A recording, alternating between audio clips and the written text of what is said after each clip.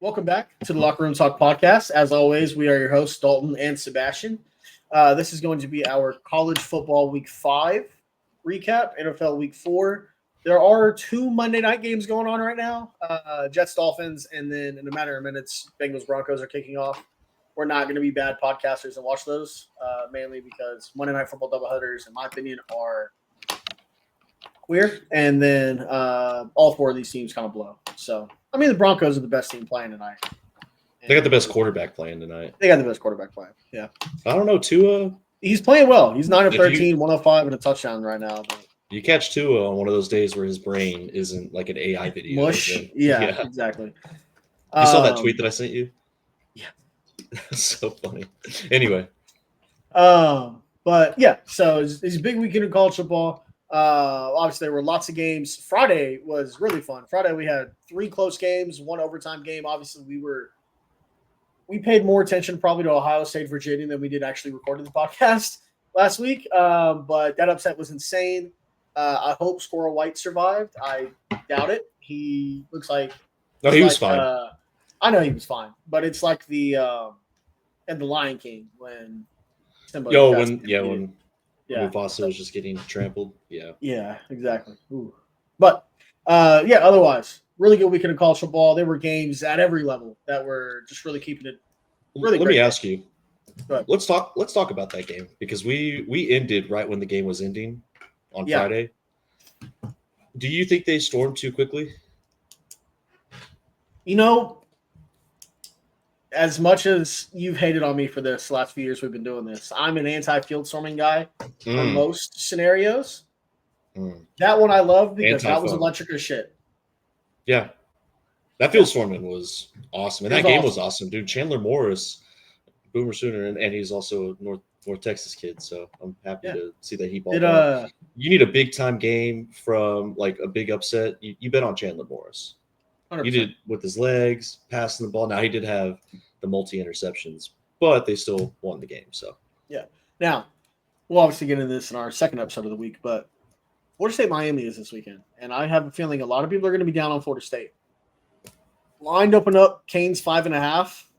Florida State's biggest problem has been along the line of scrimmage, and that's where Miami is arguably the strongest at. So, that's where they were dominant until Friday.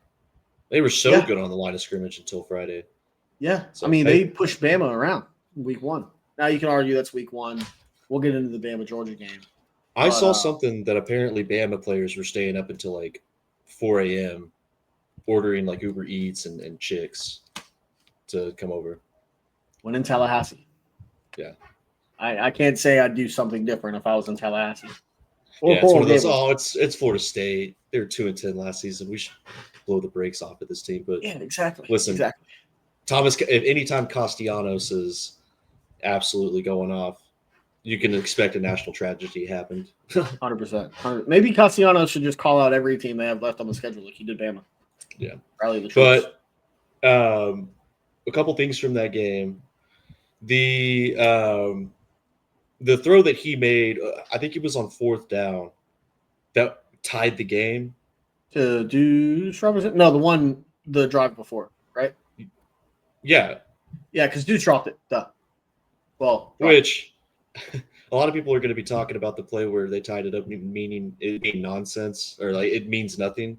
Yeah. The play that, like, I don't know if it's going to be lost in time or what, but Deuce Robinson had it in his hands and then bobbled it for 30 yards out the end zone. It was clearly an incomplete, right? Yeah. Like the replay, like, because I thought it was a touchdown at first before they replayed it.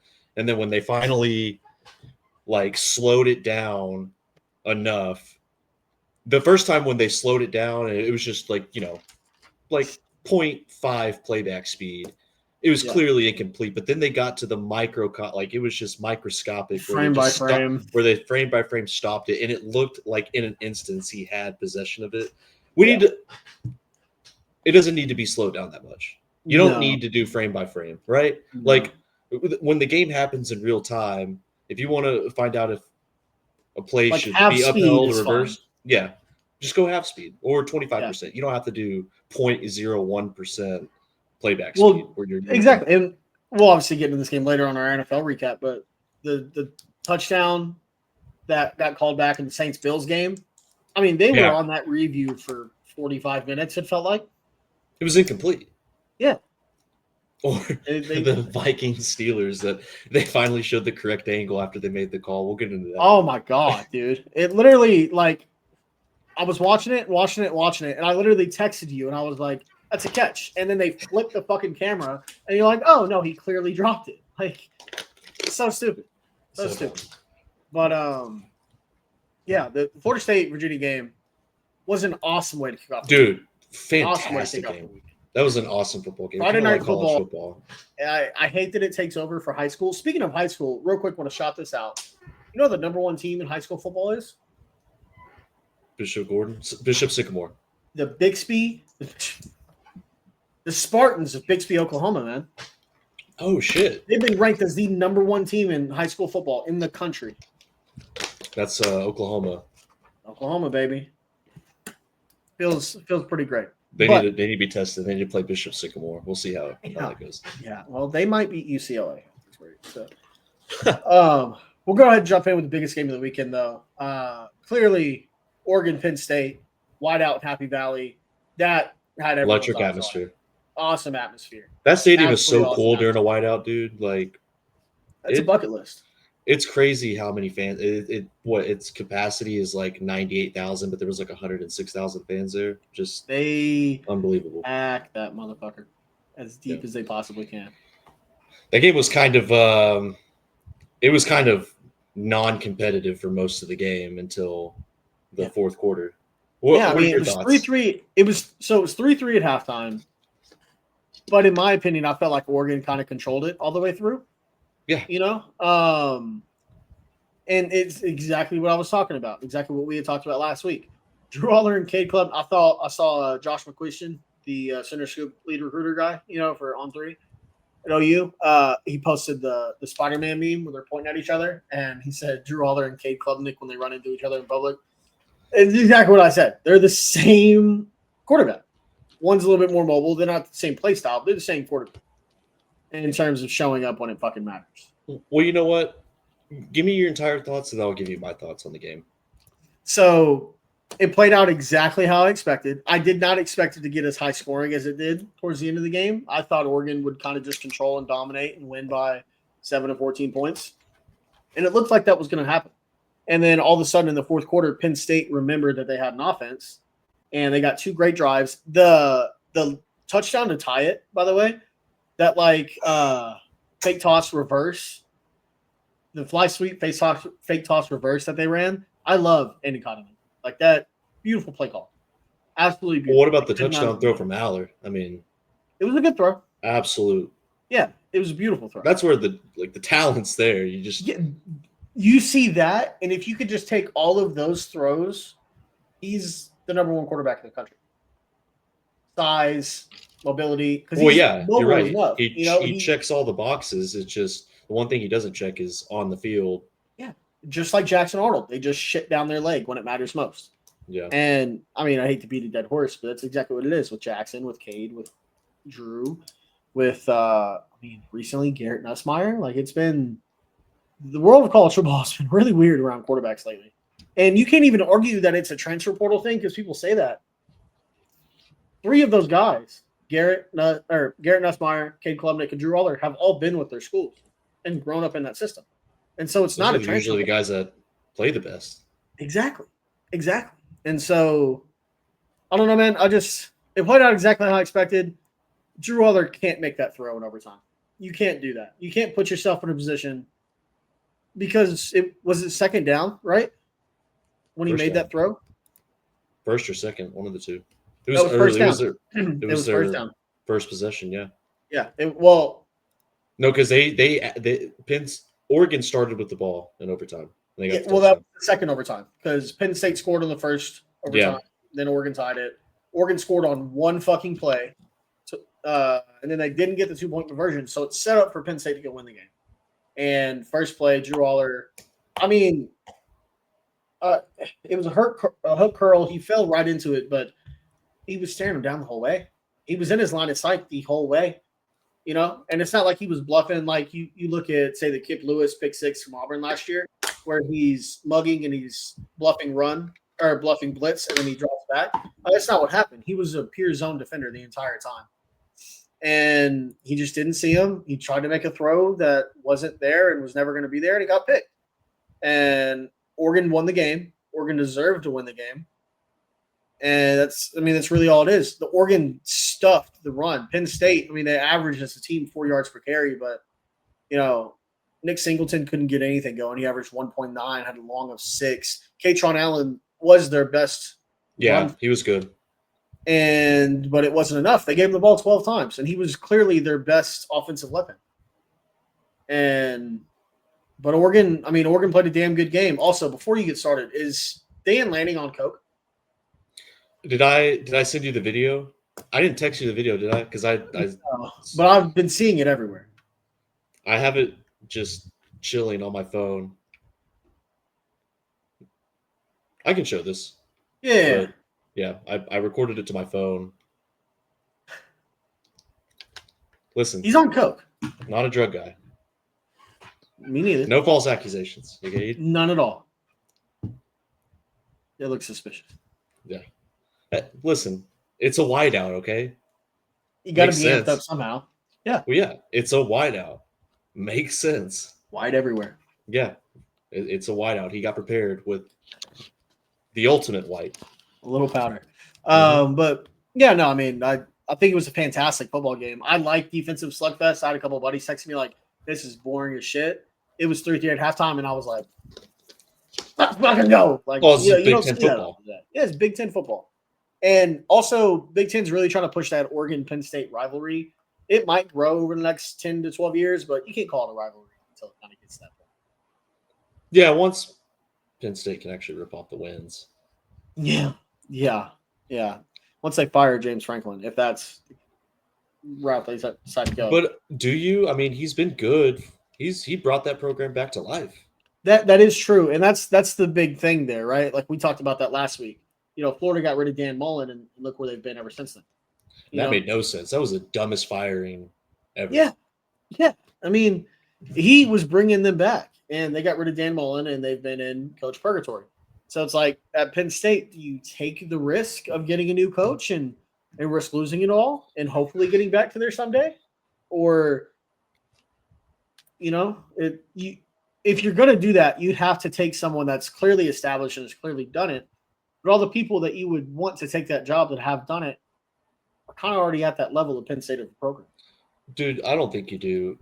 I saw a lot from Penn State that game. Like, in most of the time, they crumble in situations like that where they're down. True. There's no way they come back, and then they find a way. They get the stops on defense. True. Obviously, Penn State fans are probably going to go full Auburn fans with not a fumble because, like, did his knee touch the ground? I thought so. The running back for Oregon. I don't know. It looked like you could call. I wouldn't have been mad for either call, so I'm not upset. I just didn't know if you it was like for it to be overturned though, because it was originally called a fumble, right? Or was it originally called incomplete? I think it was.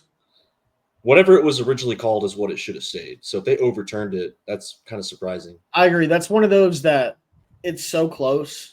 Not inconclusive evidence, yeah. Yeah, the call on the field. But I saw a lot from Penn State in that game, and of course, the loss kind of sucks. I'm more impressed with Oregon. 100%. I was extremely impressed with Dante Moore. I think he's the story of the game. Just in control. Dude's going to be a baller. He's going to play himself into being a first-round pick if he keeps it up. Like, Oregon's dangerous, dude. Yeah.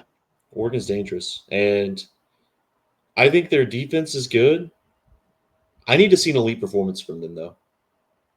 Like, it was almost an elite performance until I want to see them do it against an elite offense. Until they started coming back, which Penn State's a good team. They should. But yeah, I want to see, before I call it elite, because I still don't trust Penn State's offense. Very talented, a lot of skill, but I want to see Oregon, like an Oregon-Ole Miss game would do numbers. Like, you know what I mean? And that's what I want. Potential like, playoffs. potential playoffs.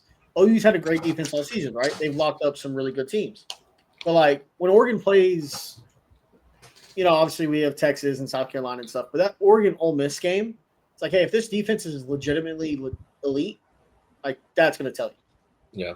Well, and I've been more impressed with how they've operated on offense since Stan Laney got there. He's a defensive guy. He had one of the best defenses at Georgia under Kirby Smart. Yep. So him going to Oregon, Will Stein is one of the best coordinators. He's going to may not have like the most, creative offense, but they run their core concepts well. Yeah. Yeah. No, I agree. They run their core concepts well, so. And they're good on the offensive line. Very good. Very good. Call it Phil Knight money. Yeah. Dante Moore is going to – Dante Moore is probably already getting paid a lot of money. He should be in the Heisman conversation. I think he is. He's probably number one at this point, him and Chambliss. Yeah. So I can imagine those two. Probably. And then if Florida State would have lost, it'd been Cassiano, Chambliss, and Dante Moore probably. But I'm trying to see if there's anything else that happened in this game. I can't. It's tough because this happened like 2 days ago, so I'm trying to remember everything that happened in the game. I know. I'm trying to rack my head around it. Had a lot of. I just remember Dante Moore playing incredible, and it ended up being a really good game. Oh, I'm not a big fan of the CBS broadcast or the NBC broadcast. I like both Ian Eagle. I like Ian Eagle and his colleague, but I think they're better for like the NFL. Yeah, they also seem like a lower tiered college football game broadcast. You know what I mean? Like I would have much rather had, and I'm blanking on their names. Fowler and Herbstreit, or Fowler and Herbstreit, but even like Gary Danielson, the guys that called the Ohio State Washington game. Yeah. Brad Nessler. Brad Nessler and Gary Danielson. Like those two, those feel like big football. Yeah, exactly. Like they're the like them, Herbstreit and Fowler, Gus and Joel. They feel like they're great. Big Gus noon kickoff. Weird this year, but they're like it would feel weird to not have them calling a game at noon. This year, brother, he's had like a 3-year decline. Gus, yeah, it's been getting bad. It feels more noticeable this year. It feels like it's really falling off, though. But do you have any other thoughts on this game? I do not. What game do you want to get into next? So, I want to talk about this one just real quick. Ohio State, Washington. That was a fun game. I thought Ohio State really just kind of dominated the whole way, but it was really, really interesting and hectic in the first half. Yeah.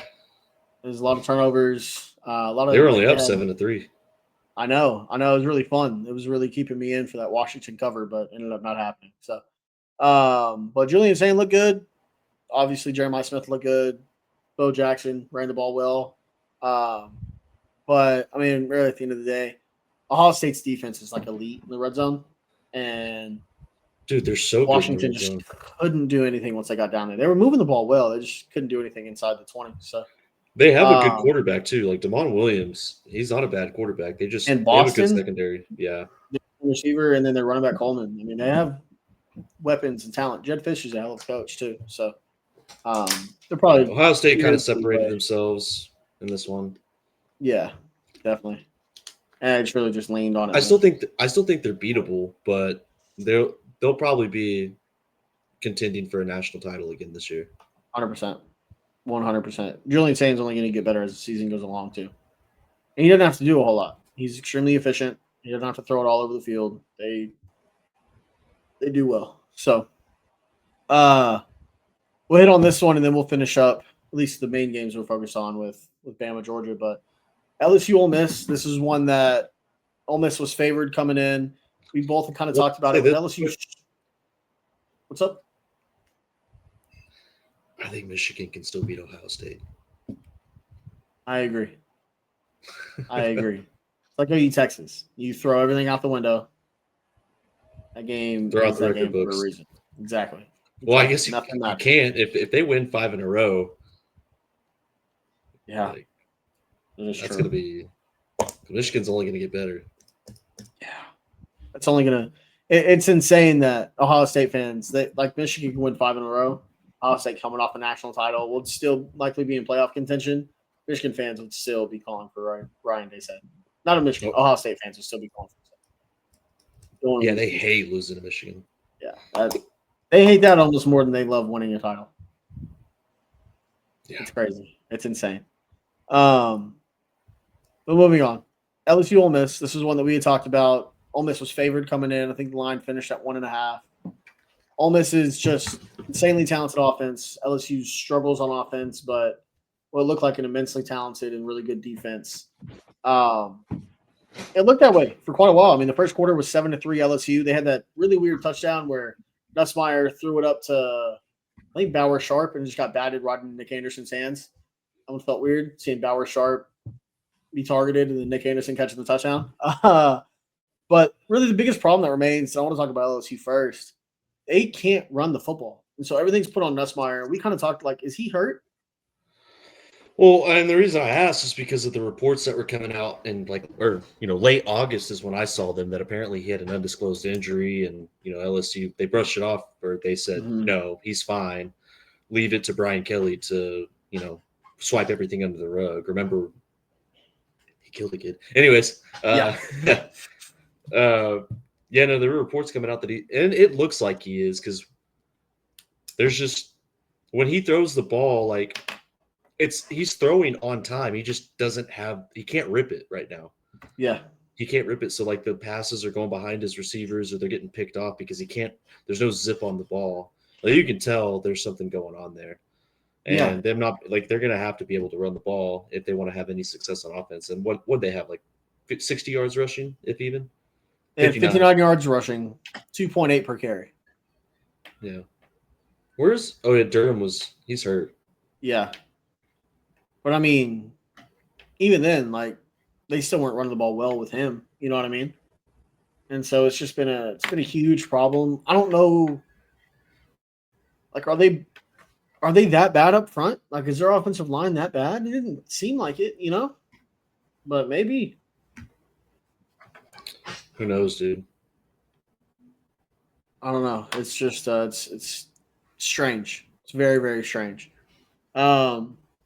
But flip it over. Trinidad Chambliss, we've been talking about it the last couple weeks. He's a fucking dude. And he has been absolutely balling. 23, 39, 314 in the touchdown. He did have a pick, but he also ran the ball for 71 yards. Kawan Lacey had 87 yards on the ground and a touchdown. I mean, Ole Miss is just – it took them a minute to get going, but they were moving the ball pretty well, and they looked pretty good on offense, even with the backup quarterback. Dude, it was almost a disaster at the end of the game when Chambliss ran out of bounds. Like, yeah. For them to pick up the first down was huge because – I know LSU hadn't been able to do anything on offense, but you give them the chance, like you just can't do that. So, and Lane Kiffin looked pissed. That was one of those like welcome to big time college football moments for Chambliss. Yeah, you can't run out of bounds there. But either way, he looked good. Like when he got going, he's.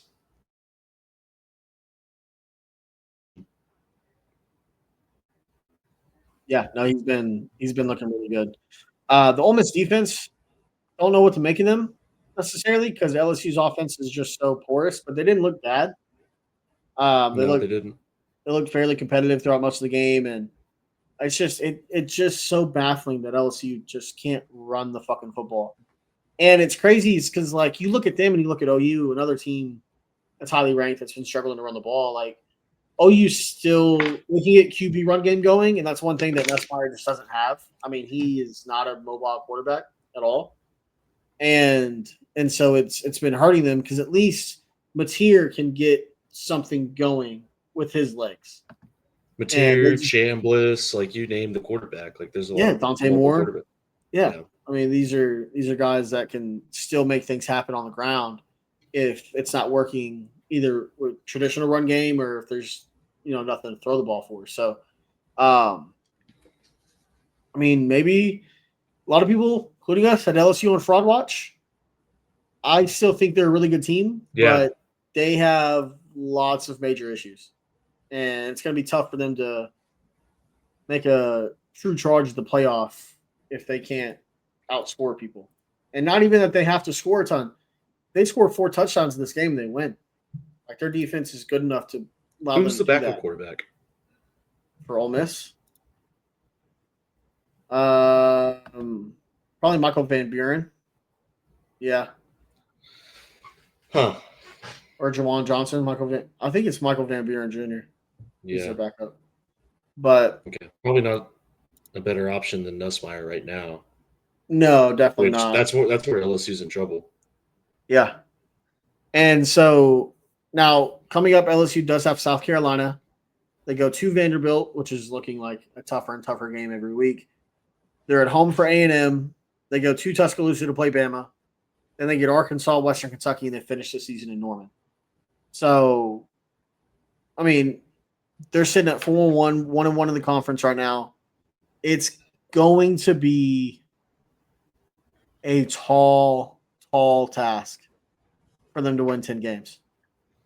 If they can't figure it out on offense. Their defense is good, like you said. I think we had a lot of questions about their defense, but I think those have been answered. Yeah. Yeah, no, they've stood the test. They've taken their lumps. Now, obviously, we'll learn more and more about them as the season goes on, but yeah, it's my SEC title pick might be looking worse and worse by the week. Yeah. But see, really the only other, not the only other, we had plenty of good games this weekend, but the only other major game that we had was Bama, Georgia, in Athens. Kirby was 1-6 against Bama coming in. His only win being in the national title game, I believe. Yeah. We had both taken Georgia to win, and it looked pretty evident from early on that Bama was going to roll. I think everybody took Georgia to win. Yeah. Dude, Tyson Simpson looks good. Yeah, he does. He's playing himself into Heisman contention. I know. Like if he keeps it up, that Florida State loss is going to keep him from being in the top 5. But yeah, like if he can continue to do that, Bama, like we talked. Listen, they may be more dangerous, like when they're dead or when we pronounce them dead. It's like the Undertaker meme where he comes out of the coffin. That's legitimately Bama right now. So, do you think Kalen DeBoer's going to continue to save his job as long as he just beats Georgia every season? Yeah. Do you think that if Georgia catches that touchdown in the was the one of Taylor in the third quarter? Yeah, that he dropped. Because neither team scored after that. That was the last score of the game. Ryan Williams had that big drop too. That would have been a touchdown. I think they still scored on that drive, but like Georgia, I think that drop for them was obviously way bigger than Ryan Williams' drop. 100%. But what did you think of what Kirby's? Obviously, Bama's in his head, right? Yeah. Like there's something to that. Like these teams that continue to lose to an opposing team that they play quite often. There is shit to that. What do you think of what Kirby Smart said though, when he talked about he doesn't care if he loses to Bama, like that's not even in the back of his mind. I mean, you always take it with a little bit of grain of salt because as competitive as coaches are, it's got to eat him alive that he can't get over that Bama hump, especially with Saban being gone. But he's also right, and he can't let that get into, the heads of his players. I mean, Georgia's still a top 15 team in the country right now after the new AP poll comes out, and everything's still in front of them. I mean, Georgia wins out, they're right back in the SEC championship game, possibly playing Alabama. You know what I mean? And so, yeah, this one loss is going to define their season. But much like the Ryan Day in Michigan thing, at some point, you got to start beating this opponent. Now, they're not going to play Alabama every year, but they got to play him a second time. I think the one time Kirby Smart got to play Bama a second time he won, it was in the championship game. Exactly. They got blown out in the SEC game that year. Exactly. So it's just one of those things that, yes, he probably doesn't truly give a shit as in the moment. Well, here's the problem with Georgia too. I didn't understand the hurry ups that they were doing on fourth down to try to convert. Some of the play calling was like it's like they were trying to lose the game. The play call where they're doing a jet sweep to not their best skill player, they don't convert. I mean, they lose yards too. Yeah. Like huddle. It's fourth down. Huddle. Come up with your best game plan. Don't try to hurry up, tempo, offense, and then that Mike Bobo, he's been a questionable play caller. Him and Sloan, like Sloan for LSU too. We didn't even talk about that. You know, Yeah. they get the offensive coordinator or the original offensive coordinator for LSU goes to Notre Dame. He's thriving. LSU's offense has been kind of shaky with Sloan calling the plays. So, and I know they were really high on him and they wanted to elevate him. Yeah. Well, you get what you ask for. Yeah, and I don't know, man. It's just it's been weird because Georgia started slow, like in the Tennessee game, but then they rallied back so well. It looked like it was And going to happen again, and it then did. the It did shitty look play like it. calling fucked them over. Yeah, and I mean, obviously, both teams had their issues, which are going to happen in every game, and in those moments, like with the Ryan Williams drop or the Taylor Johnson drop or whatever. But usually that's the thing that has always surprised me the last couple of years about Georgia is they usually have been a team that can overcome those.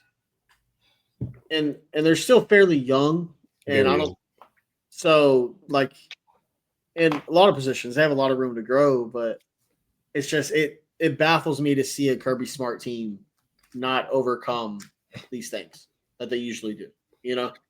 Okay, so are we officially, because of what we've seen so far, team still young, are we out on Georgia winning the national title this year? No, I think there's like 12 teams in college football that can win it this year legitimately. And you think Georgia's one of them? Yeah. I think I'm out. Are you? I think I'm out. You think they're just going to crumble in the biggest moment of the year? No, not that they're going to crumble. I just don't think. Listen, they're young. Like, you have a lot of growing pains you have to go through as a young team, and Georgia's been kind of the premier program in college football, right there with Bama and Ohio State. So Georgia's one of the big programs. So here's a question. This is going to sound stupid because I feel like this is just the Saban effect on everything. That's what we are. We are stupid. That is true. This is a very dumb podcast. And I know that they probably are, but so when Georgia win their title last? 21? 22. 22. It was 22, 23, like that. They beat TCU.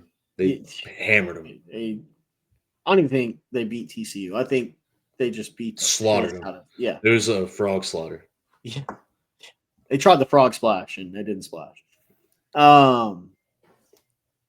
Would you over the last 2 years, would you still say that Georgia is the cream of the crop in college football in terms of the program? Yeah, they're always right there. Right there, but this is what I'm saying about the Saban effect. Like, they haven't won the title in 3 years. And so is Georgia still that? Or because we've seen Michigan and Ohio State win it since then? Bama did keep them in that SEC title game in 23, the one that the year Michigan won? Yeah. Kept them from being in the playoffs. So yeah, so it's like, that's why I said it's going to sound stupid. Like, is Georgia still there? Or is there a true number one program in college football? I don't think there is. I think once Saban was gone and Kalen DeBoer's taken over in Alabama, I think there's an elite tier of programs. Your Ohio States, your Georgias. For a couple of years, your Michigans. They might be right back. I wouldn't quite put Texas there yet because they haven't done anything worthy in the postseason. And then you still have Alabama because it's Alabama, right? And so, it's like Ohio State, Alabama, Georgia, Michigan were the top four. And then you probably got about 20 programs fighting for that. Is Michigan really like a top tier program though? They had the title that year, and then there's obviously the allegations with the cheating scandal, right? And so that's always going to be that's going to be talked about every time. Like, they're still the best team in college football, but they won the title without cheating that year though. But they did cheat. They got caught for it and they stopped, they still beat everybody. Exactly. And so, that's the thing is, it's like, well, they got caught cheating and they stopped doing it and still wouldn't beat the piss out of everybody. So, I think. But are they like a top program? I think so. Okay. I think so. Okay. because I think you have those four mainly because they're your four most recent national title winners. Well, to answer your question, yes, I think Georgia's still up there. Well, I think they're still up there, but they're not the program. I don't think there's Well- any one program. Is what I'm getting at. Well, yeah, I don't think there's any one program either. I mean, not right Because now. there was for a while with Saban. Well, yeah, of course. So that's the You're whole answering point that your I'm own getting questions. at. Yeah, that just pretty much. That's why I said I'm going to sound like a fucking idiot when I'm doing this. Okay. Is that for so long it was Saban and then everybody else, Saban and Bama and then everybody else, and then now there's arguably 3 to 4 programs that are at the very top, and then another 10. You know, your Oregon's, your Penn States, your Texases, this year your Oklahomas, your maybe Texas A&Ms, your Clemsons that are fighting to get into that realm. You know what I mean? And so, as great as Saban is, I did hate watching Alabama win a title every other year. And I do love Nick Saban for who he is as a person and the kind of coach that he is and just what he has meant to college football. But fuck me, I appreciate having some parity in this goddamn. Yeah. Do you have any other thoughts though on the Bama Georgia game? I think we touched everything. I was disappointed in how Georgia played offensively, and Bama might be back. I don't know. I got to see it more with Alabama. I think they just know how to beat Georgia, and they've got a good roster, but I don't know. I need to see it with Kalen DeBoer. I think he's a great coach, but can he withstand the noise? And like, there's a standard at Bama. Like that's the horrible part about taking over Bama after Nick Saban leaves is that they're going to be expecting a title every year. Yeah. You have the greatest coach in college football history for as long as you've had and won 6 titles and are in it. You're the favorites every year. That's the part with Kalen DeBoer. Like, can he be the coach that can overcome all of that? Like his play style. The Caden Proctor screenplay. Yeah, he's electric. He's huge. Is he too big? What do you mean? He's like 355. Oh yeah, that's too heavy. It's way too heavy. I personally like my tackles that like 320. Yeah, that's exactly when I didn't realize. I knew he was a massive human being, but I didn't realize he was that big.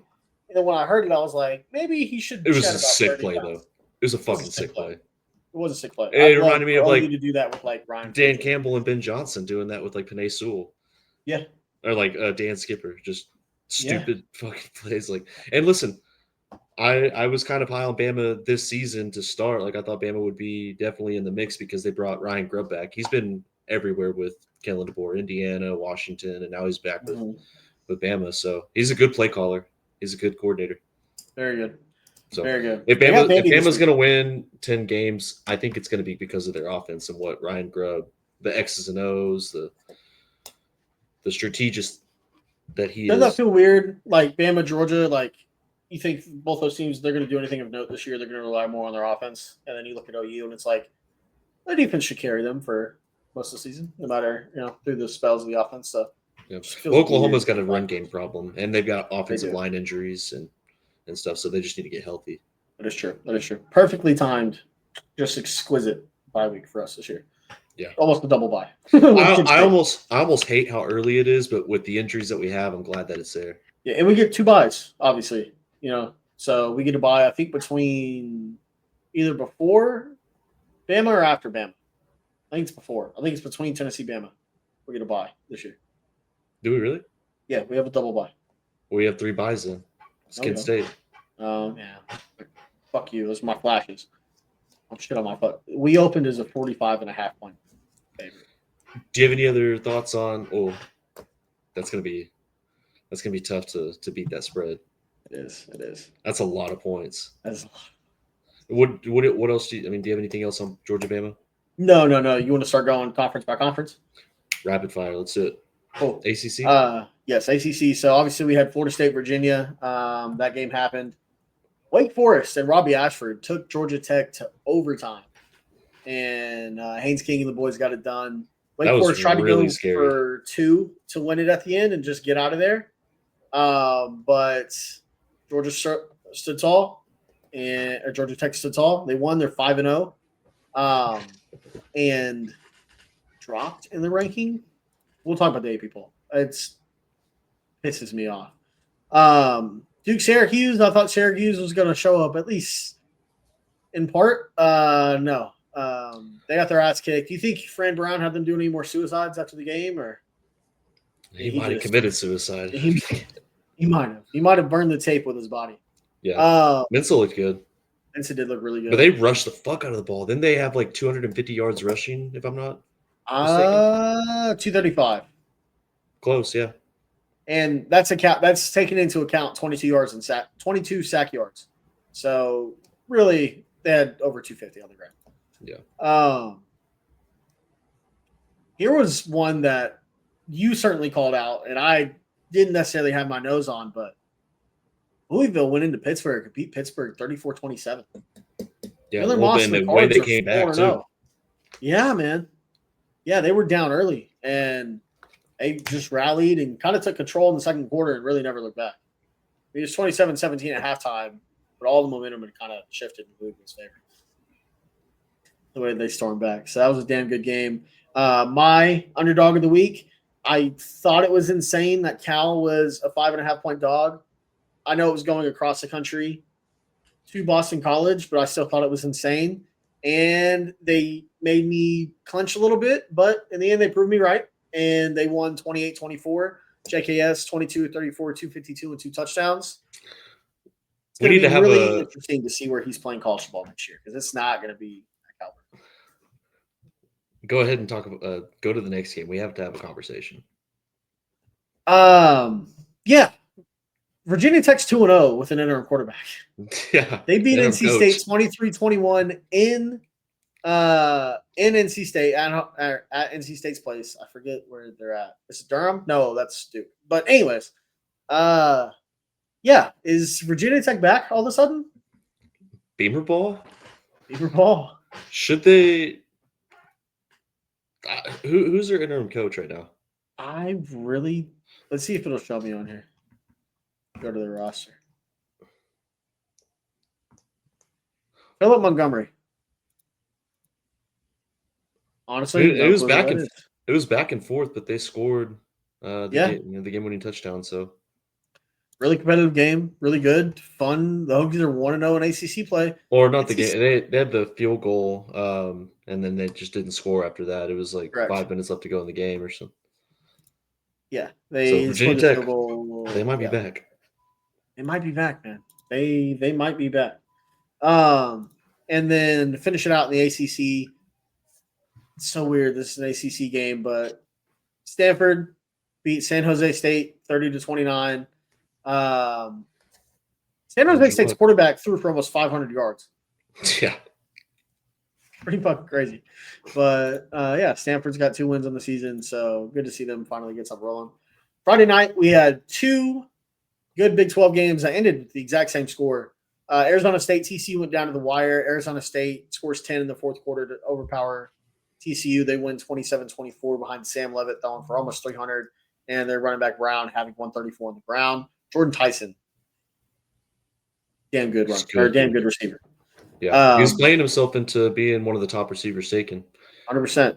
Arizona State's 4-0 or 4-1. 2-0 in the Big 12. Houston and Oregon State went into overtime. Houston wins 27-24.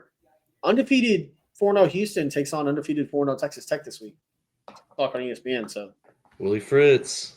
He won Willie Fritz, man. Connor Wigman, I forget every time he's in Houston until I look at the game and I'm like, oh yeah, that's where Connor Wigman's at now. 20 of 36, 270 and 2 touchdowns. The game that I expected to be a lot closer than it was. This is your quarterback matchup of the week. Arizona State just kind of raw dogged Arizona, or Iowa State rather, kind of raw dogged Arizona all day. They win 39-14.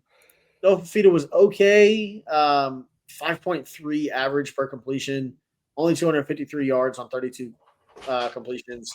Rocco Beck, 14-20, 243 and a pick, but Carson Hansen had 2 touchdowns for him. And then Rocco Beck had 3 rushing touchdowns on the day, while technically with sack yardage had -10 rushing yards. So insane. BYU, Colorado. This one went down to the wire. BYU edges. Sorry, Mormons. Didn't Iowa State have a trick play? I thought believe the they receiver did. threw like he did something happened in that game where they were just doing their fuckery because they were just blowing the brakes off of Arizona. I don't remember exactly, but I believe so. Again, sorry to the Mormons. BYU does edge out Colorado 24-21 late night in Boulder. Bear Bachmeier led the team in passing, obviously as starting quarterback and rushing with almost 100 yards on the ground. Cincinnati, Kansas, your Jayhawks. Now they're only 1-1 in the conference, still alive. Everything's still in front of them. Jaden Daniels, 19-28, 445 and 4 touchdowns. This game was a classic Big 12 shootout since he just gets it done with Connor Sorsby at the end. Mm-hmm. Yeah, and Kansas it's making is, that Nebraska win against Cincy look better and better by day. But good game there. I was also a little high on UCF to keep it close and competitive with K-State. K-State kind of just rolled throughout this entire game. They won 30-20, 34-20. Baylor and Oklahoma State was fairly close for most of the first half. And then Baylor just kind of laid it on them. Sawyer Robinson, 24-35, 393, and 4 touchdowns. Oklahoma State starting to see people enter the portal. So and they fired their defensive coordinator. They did.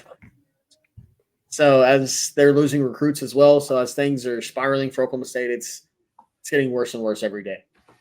And then to finish up the Big 12, Utah goes into Morgantown. West Virginia was wearing some pretty clean looking throwbacks, but didn't matter. Looks like they threw it back to before the forward pass was invented because they couldn't do shit. Yeah. And they lose 48-14. Devin Dampier, 21-26, 237 and 4 touchdowns. Utah avenges, not avenges technically, but they bounce back after a bad loss to Texas Tech. Moving into the Big 12, we talked about Oregon, Penn State, Ohio State, Washington. Indiana and Iowa kept it really close. 20-15 was the final. That's a typical Big Ten score. Dude, that had to be crushing for Iowa fans, the way the game ended. Just they had them. I know. Apparently, Tyreek Hill is smiling as he's carted off the field with an apparent serious leg injury. So maybe Tyreek is finally done with Miami. But sorry, just a little Twitter update from Tom Pelissero.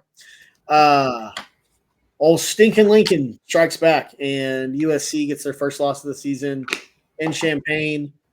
Illinois almost shit the bed, especially with the fumble late going into the end zone because they scored that touchdown. It felt like the weird Lincoln Riley magic where like it would happen in Oklahoma where things would just go exactly the way that he needed to. Exactly, like the Caleb Williams stripping Kennedy Brooks and falling forward for the first down against Kansas. Weird shit like that. The Baylor game, like when Jalen Hurts was playing, they were down. Yeah, 28-3. Down so big, and then the fumble that we caused on like a 30-yard run.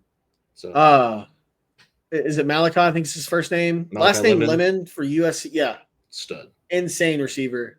11, 151, and 2 touchdowns. Jordan Mailata was putting him in some dangerous situations with some of those passes, but they were lasers and they look really good together. So Illinois was in control for most of that game until they weren't, and then they obviously kicked the game-winning field goal. So it was a fun game. I enjoyed it. Very fun game.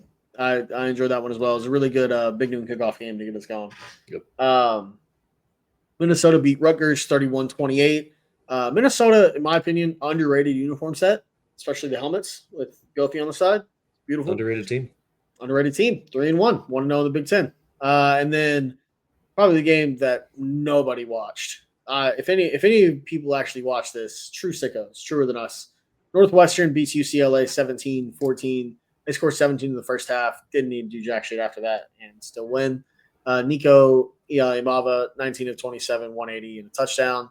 Kamalafe for Northwestern, 27 carries, 119 on the ground and a touchdown. Preston Stone is playing for Northwestern? Yeah, dude. I remember that name. I know, dude. I know. Getting in the SEC, we obviously talked about LSU, Ole Miss, Alabama, Georgia. Auburn A&M, low-scoring battle there. A&M ends up eking it out. Jackson Arnold, kind of like he has in both their losses, he ends a 4th down on his back getting sacked. That one, 16-10, Texas A&M. Texas A&M's undefeated. Top 10 team. Texas A&M's defense played good, dude. Played really good. They were getting all out, like they were getting after him, and they played good in coverage too. Like It did. And Moss ran the piss out the ball too. it's been hard for Auburn and Jackson Hole. They've had to go on the road twice in tough environments against good teams. So, Right. you still got to win. I mean, if you're that talented of a roster, you got to get things going. But I just think with that offense, I remember a heavily relied upon RPO offense, it's hard to win games if you don't have like that guy at quarterback. So we'll see how it goes the rest of the season. Completely agree. Maybe the most fun game of the day in the SEC. Tennessee 41, Mississippi State with the classic interlocking MSU on the helmets. Look very clean. Very clean look. Tennessee wins 41-34 in overtime. God damn it, Mississippi State was so close to doing it, man. God damn it, they were so close to doing it. That was a hell of a game. Mississippi State. What was the interception at the goal, like in the red zone? They would have tied the game. Yeah. And then Shapen had that pick six early. Yeah. That he just was behind the receiver and it got tipped up right into the hands. If you're a Mississippi State fan, like your future's looking very bright. Like with Levy, he's a good coach, and he's transformed his offense a little bit from what it was at OU. Yeah, no, he's adapted. I mean, it's not.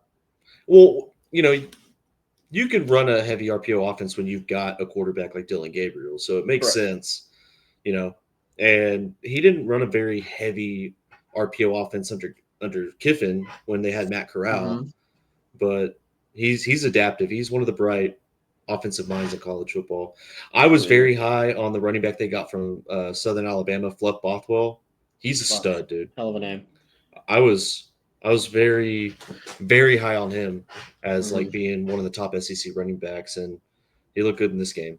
This is his best game in a Mississippi State uniform. It's 23, 134, and 2 touchdowns. He's only played 5 games, but to do it against your best competition so far, 100%. Yeah, 100%. Excited to see Mississippi State throughout the rest of the season. I have a feeling they're going to reach out and grab somebody. They're going to ruin someone's postseason hopes. They need to fix their defense, because when they played good competition, like they got Texas A&M next week, and Texas A&M has a pretty good offense. I know they didn't look great against Auburn, but Auburn has a better defense than most people, give credit for. But we'll see how it goes. I think Mississippi State could beat Texas. They That's what I'm saying, man. And Texas is a good football team. Oh, maybe. Look, we need to Mississippi State was to Connell Field this weekend, like Texas A&M. They have Florida, very winnable game for Mississippi State, that Florida game. Like I said, they have Texas at home. They play at Arkansas, another very winnable game. They finish the season with Georgia, Missouri, and Ole Miss. Yeah, we'll see how it goes. I could see them winning a game like Texas A&M, Texas, Georgia, Missouri, Ole Miss. You could convince me that Mississippi State win 2 of those games. Are we going to be talking about Mississippi State being a threat next year if they win 8 or 9 games with the rest of their schedule? I think so. I think so. But at the same time, the SEC is just so deep. I mean, realistically, like right now, Vanderbilt's a threat. Yeah, that's true. So, now Diego Pavia is not going to be back next year. So, it is what it is. But we'll see. We'll definitely see.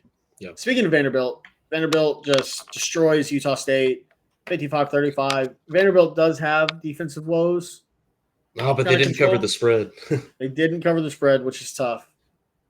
They had a couple kind of just late garbage time touchdowns given up against Utah State. But I still do have some concerns with Vanderbilt's defense. It's going to hurt them when they come and play very good teams, at least inept offensive teams, whatever word you want to use. Teams with the pulse, offensive. We'll just put it that way. But Diego Pavia, 321 yards, 5 touchdowns through the air, another 79 and 1 on the ground. Like they're great offensive team. And Missouri, fun note about this: Missouri's 5-0. All 5 of those games have been at home. Now they beat UMass 42-6. So out of Missouri's next 7 games, 1, 2, 3, 4 of them are on the road. So Missouri's going to have 8 home games this season. Yeah. Favorable schedule.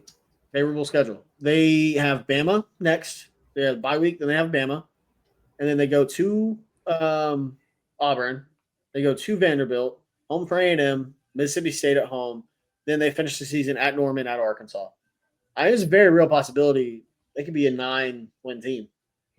I think they could be a 10-win team with the way Ahmad Hardy's running the ball. Yeah. So it's crazy.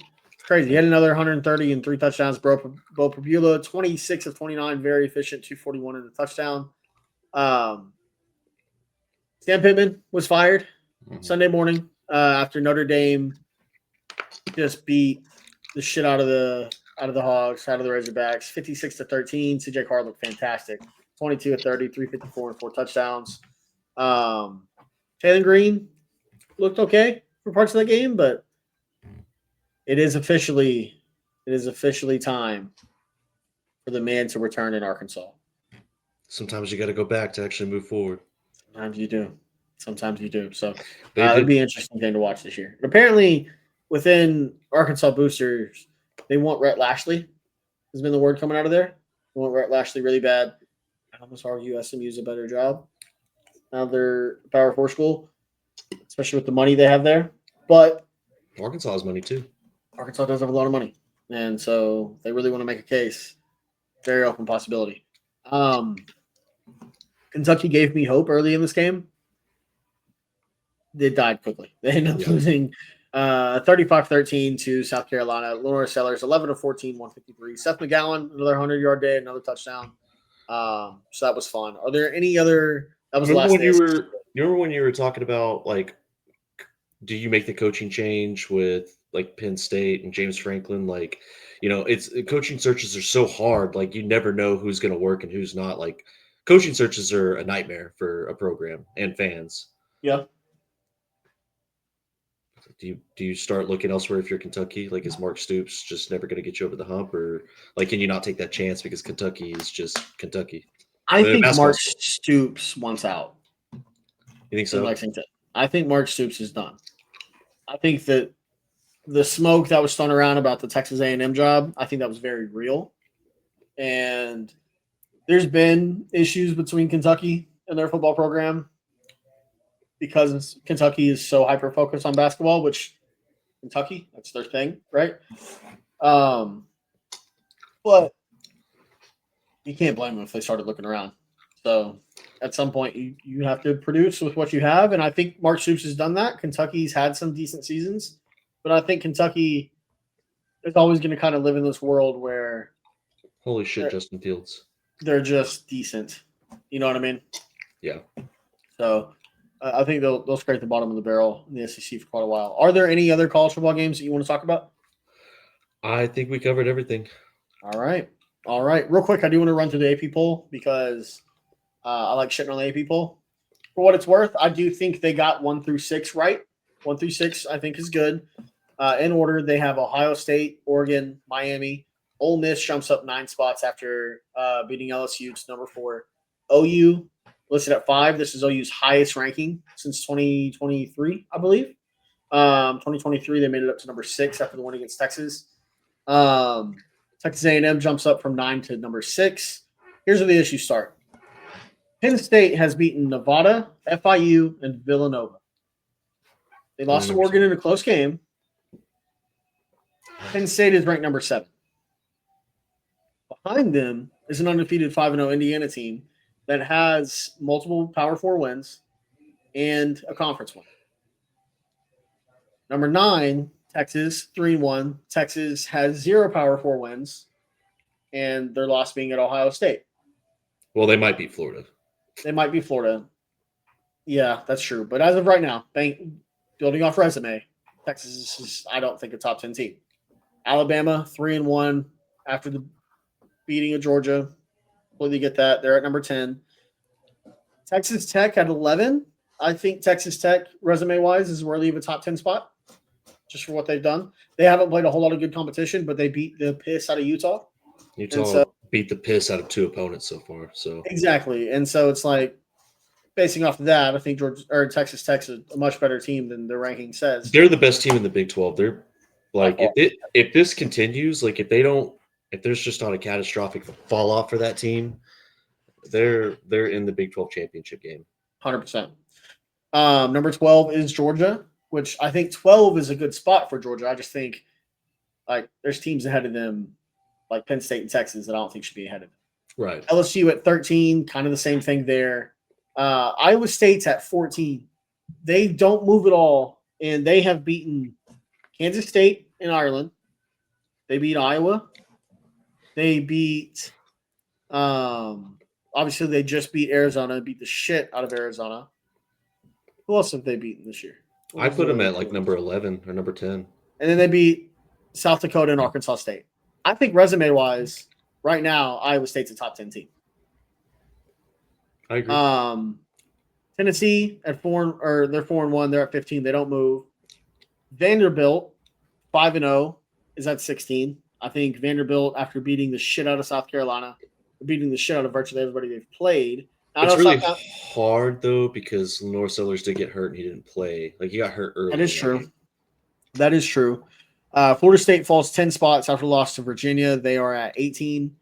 Missouri is only ranked. Should they be at knocked 19? down that far though? Like that's the thing. On the road, multiple overtimes. They kept it competitive. I know their defense didn't play well, but we know that's not like.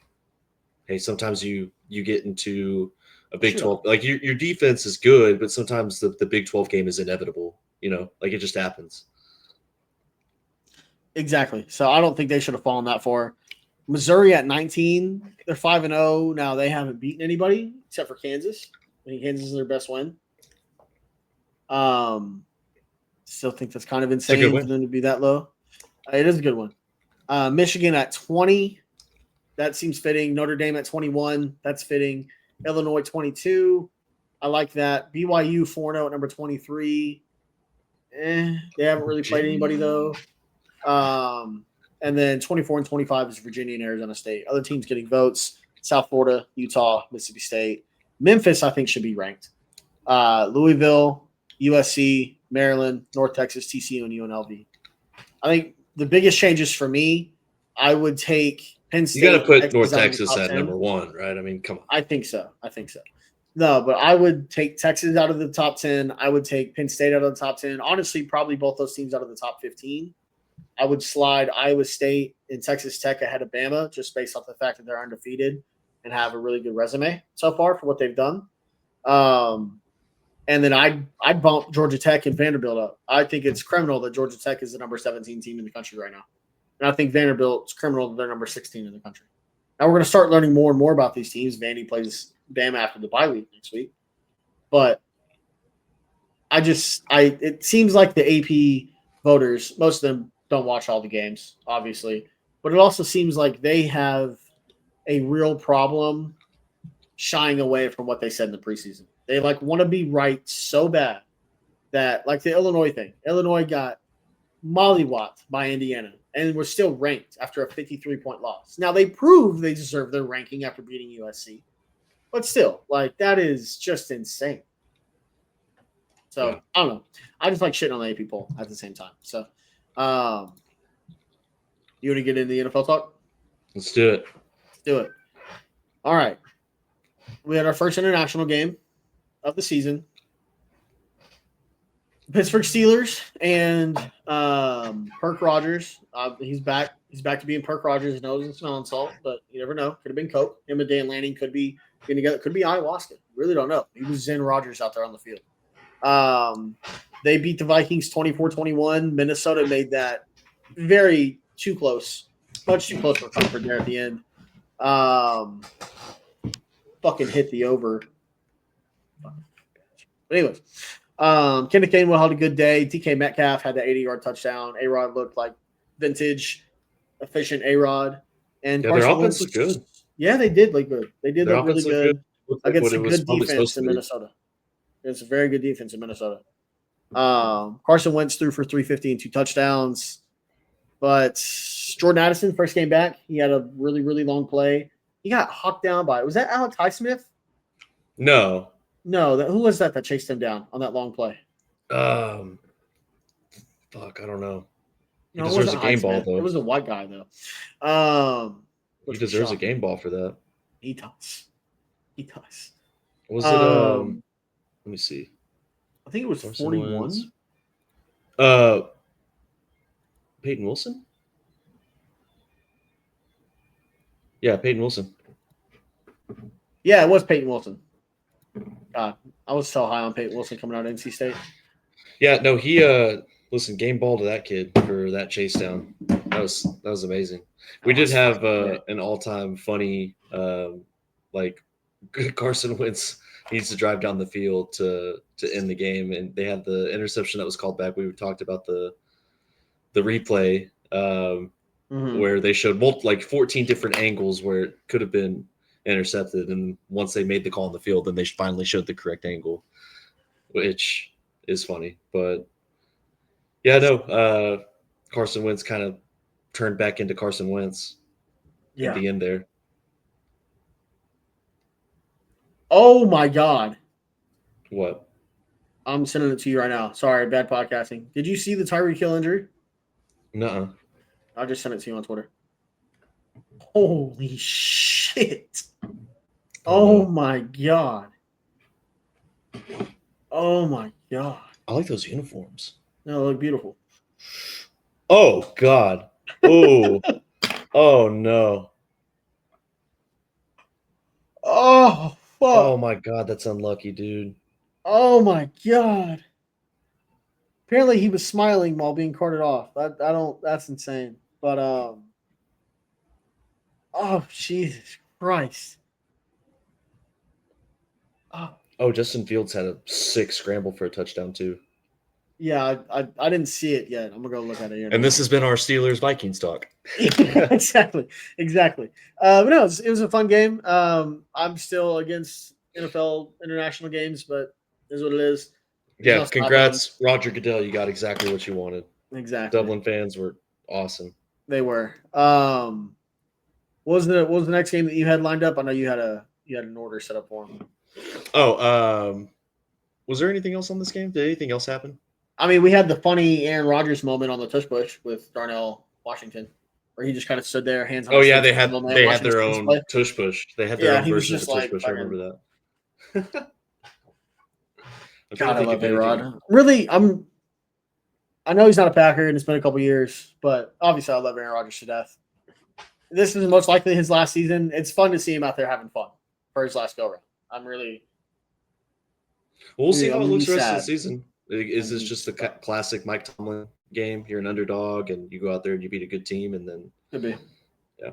What are they going to do? Like, they need Carson Wentz to play well. Like, I mean, he played all right. I mean, I think the stats kind of overlooked like the eye test a little bit.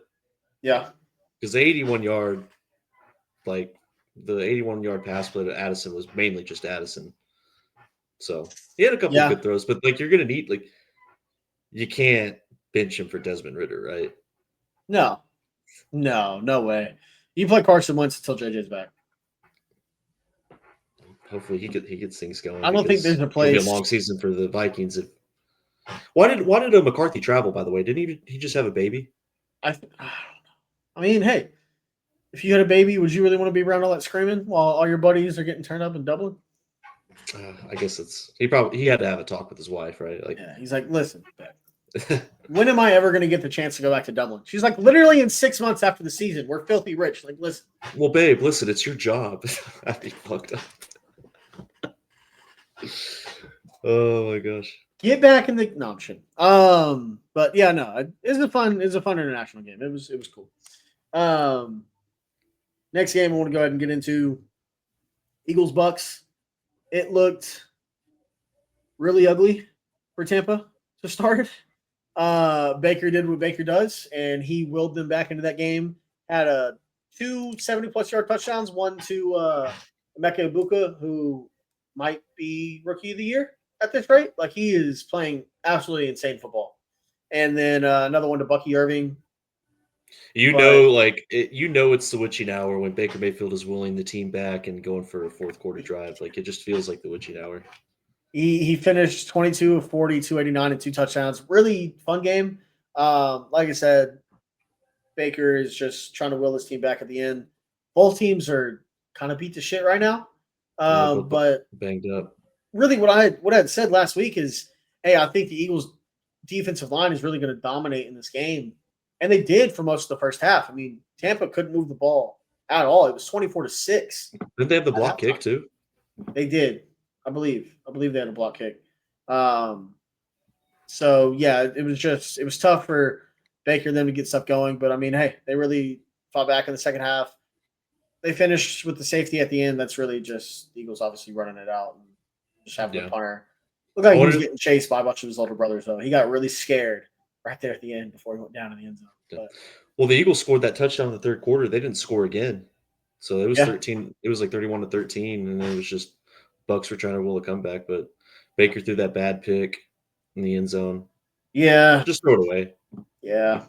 But he's doing everything he can to bring the team back out. Both teams are banged up. I know Jalen Carter was limited. He still played, though, so they can't, it's not really an excuse if they would have lost. Yeah, no, for sure. The Eagles are a good team, man. Jalen Hurts is 18-0 when he starts and finishes the game. Yeah. So, good quarterback. So, you had a note. The Eagles ran 2 fake tush pushes. Yeah. Right? What are your thoughts? The I didn't know they ran 2. I watched one of them. I think they ran 2.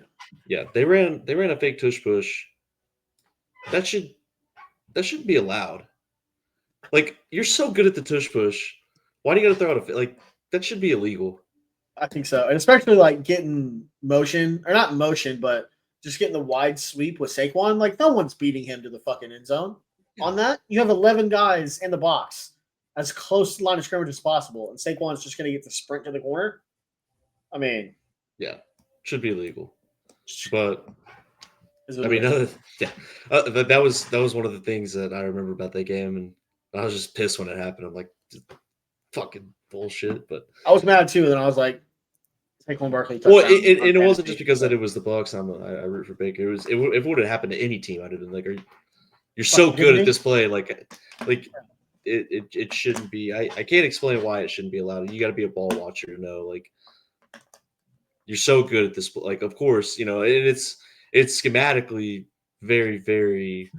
It's like the. It's bright. It's bright for them to be able to call that, but yeah, no, it's genius. I was wondering, when I saw it happen, I was like, why have I never thought about them doing that before? Like, did they just run the oh, they have? Yeah, a couple of years ago they've done it. They did it in the year they went to the Super Bowl and lost. They did it the year after. Okay. They didn't do it last year. My mind initially went to, they're so fucking good at the tush push. It's clearly obvious that they should be running that play as well. But I guess they haven't. I just haven't noticed. I'm not a true ball knower. I guess that's what it breaks down to. So. Yeah, no, they did it before, but I just ban it, NFL. Don't, if you can't ban the regular tush push, ban the fake ones. Push. Yeah. We didn't even get to see Desmond Watson. The 900-pound. Well, is he still on the practice squad, or has he been activated to the 53-man? I want to say they activated him for this game. Okay. I remember they cut him and they brought him back. Yeah. So, yeah, you got to play him. Just let him play.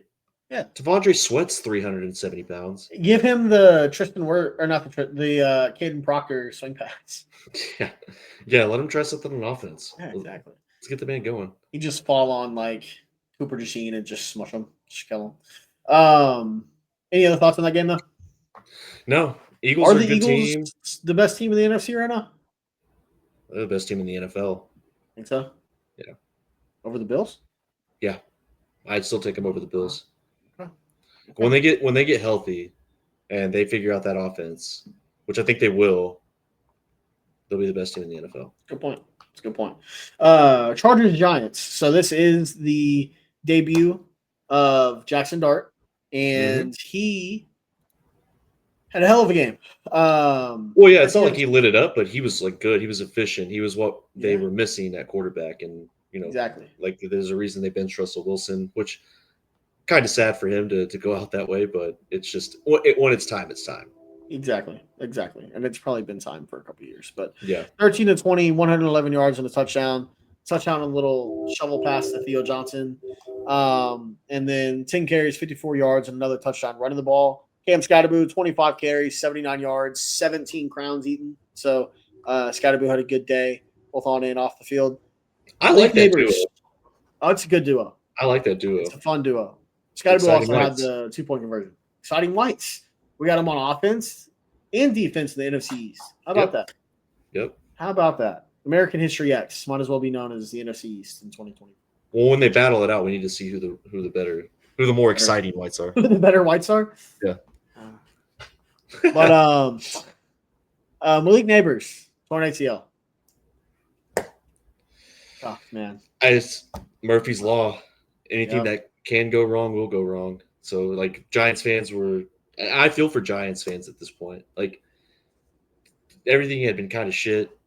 You finally got to see the quarterback that you drafted that is the future. And hey, listen, Dayball and Jackson Dart, those guys love each other. Like, I mean, the big embrace they had at the end of the game where they're hugging it out. I think that's just Brian Dayball saying, thank you for saving my job. Yeah. But no, that sucked. I feel bad for Giants fans because like going forward, who are the receivers? Jalen Hyatt, Wandale Robinson. So they still have like a couple of guys, but Malik Neighbors is different. Yeah, Malik Neighbors is different. He just is when he's on the field. 100%. I'm pretty sure I already know the answer to this, but are we ever going to see a time in the NFL where none of the teams play on turf? I don't think so. You just lose so much value in that stadium if you can't remove the turf. But like the Cardinals, I didn't realize how many injuries happen because like we always think of FedEx Field, the Washington Commanders, where all the bad injuries happen. But MetLife is the same. There's been a lot of bad injuries. Look at my best example for this. The Arizona Cardinals, they play on a grass field, but they can tow it in and out of the stadium. They have a separate part outside the stadium where they can keep it outside and let it grow and everything like that. And then they can also use it as an event space inside. Yeah. I mean, I think that's and MetLife is a massive event space. Exactly. So like they always have concerts there. Exactly. Maybe the Giants should protest, like, or like the people going to the events, like the concerts that are being played. Hey, this isn't safe. We can't be on this field. We gotta go. Yeah. Exactly. Finally, maybe the Giants will change something there. But to your point, probably not, just because there's so cost efficient for them. Yeah, cost efficient, and it's this classic excuse. Well, that's why we have different cleats. Yeah. So yeah, for sure. Worried about the Chargers at all? Yeah, Joe Alt, he was out in this game. He got banged up. So now we don't know how long he's going to be out, but they've lost both of their tackles. Yeah. So, and then Najee Harris not being there. Amari Hampton looked good. Finally had his breakout game, but I don't know, man. 41 passes to 13 rushes is pretty insane. It feels like it's finally caught up to them, like not being able to run the ball. Like, and they ran, like, Hampton ran well. Yeah, he averaged 10 yards per carry. Almost 11. Yeah. So, but you can't ask Justin Herbert to throw 41 times in a game. And he can do it. He's a good enough quarterback, but pass protection wasn't that good. Giants, you can believe in your defensive line. If you're the Giants, your defensive line is good, and it helps, when both of their tackles are out. They have two of the best tackles in the NFL. And Sexy Dexy gets you a pick, and almost a pick six. Yeah. So, good win for the Giants. I am worried about the Chargers health-wise. We'll see what the injury with Alt looks like. I haven't seen anything other than when they took him off the field. So, we'll need to see what his looks like. They're kind of banged up. They need to get Trey Harris going.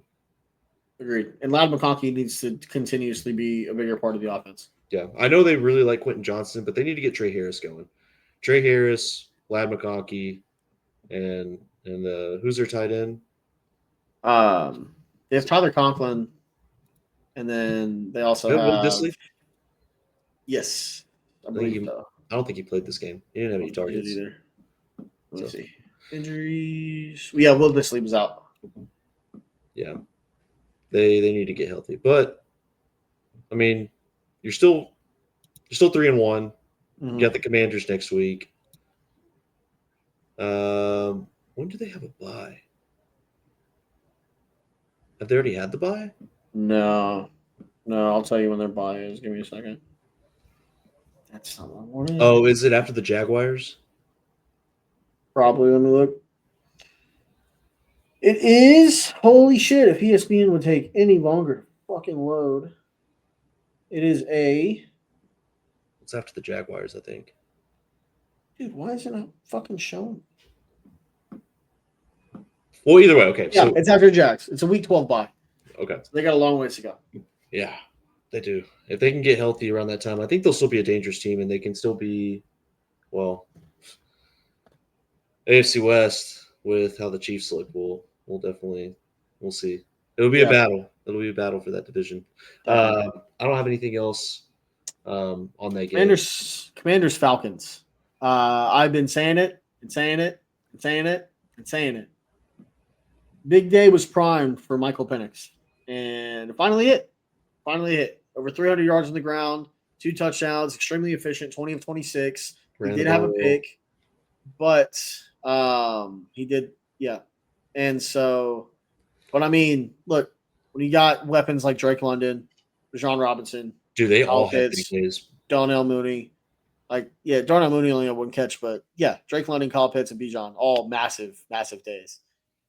Tyler Algier, I mean, he's their running back too, and That touchdown run that he had was crazy. Like, yeah, man, he should have been caught in the backfield for him to reverse field and take it for the end zone. He's a good number 2. That's what I'm saying, man. Like he's an RB1 on a lot of teams. Yeah, and their defense looked good. The score is a little bit, and I'm pretty sure the Commanders had basically a garbage time touchdown because it was last time I checked like 31-14. Or here, let me go and look. Yeah, it was 31-16 at the end of the third quarter, and then Deebo Samuel had that touchdown with 8 minutes to go. Yeah, but it felt like Washington just they put up a fight. They did the best they could with the injuries that they had, but Atlanta was in full control. 100%.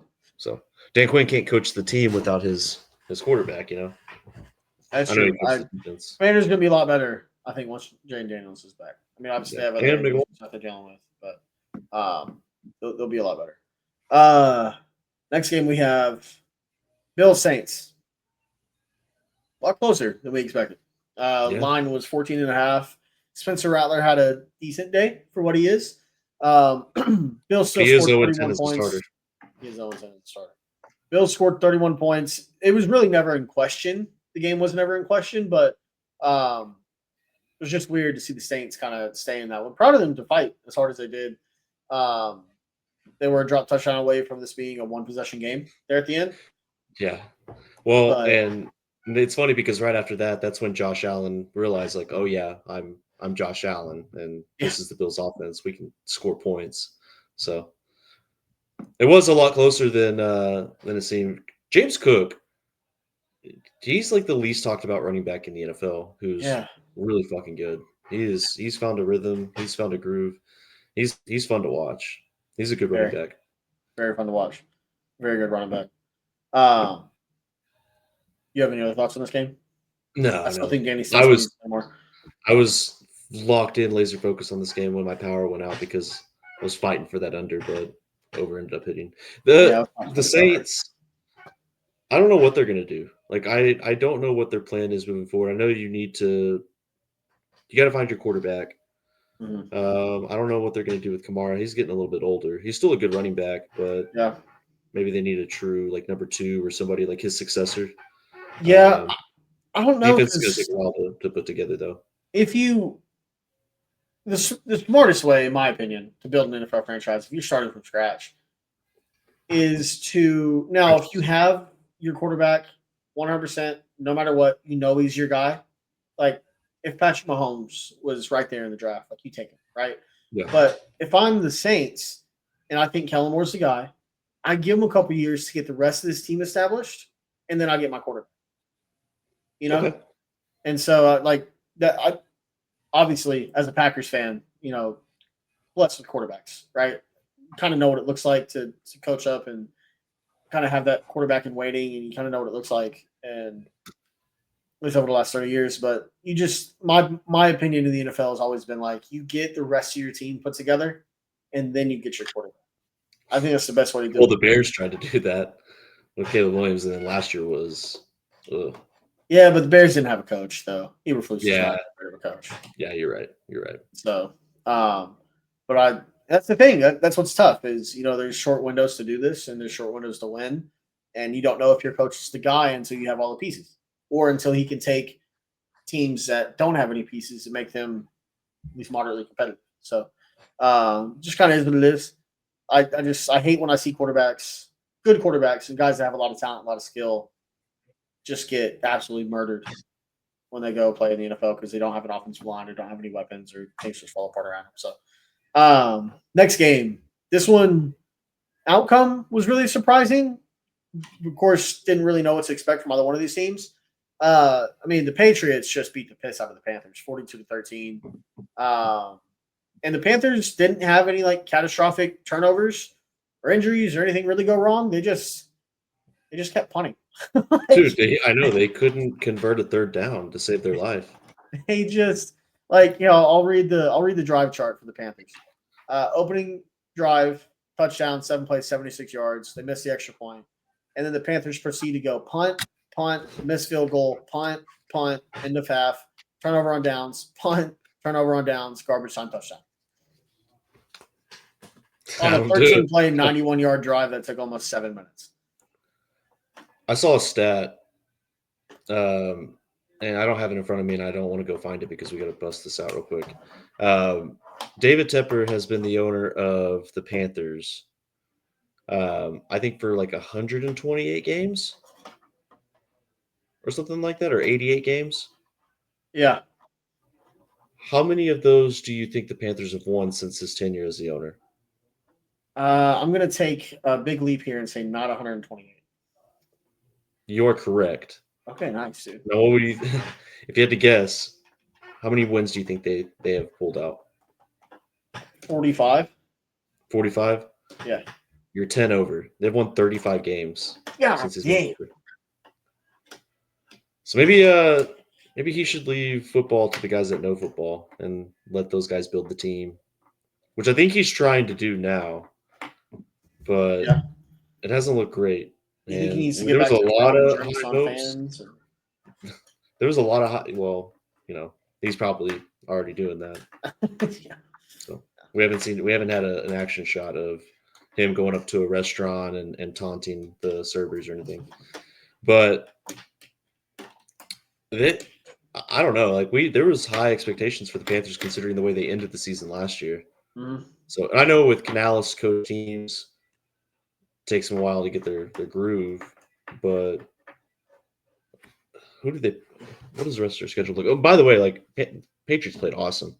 Yeah. Drake May was really efficient. Maybe a get right game against the Dolphins. Well, the Dolphins are definitely going to be without Tyreek. Yeah. Maybe a get right game against the Cowboys. Maybe, we don't know. Then they got the Jets. So the next 3 games are winnable games for them.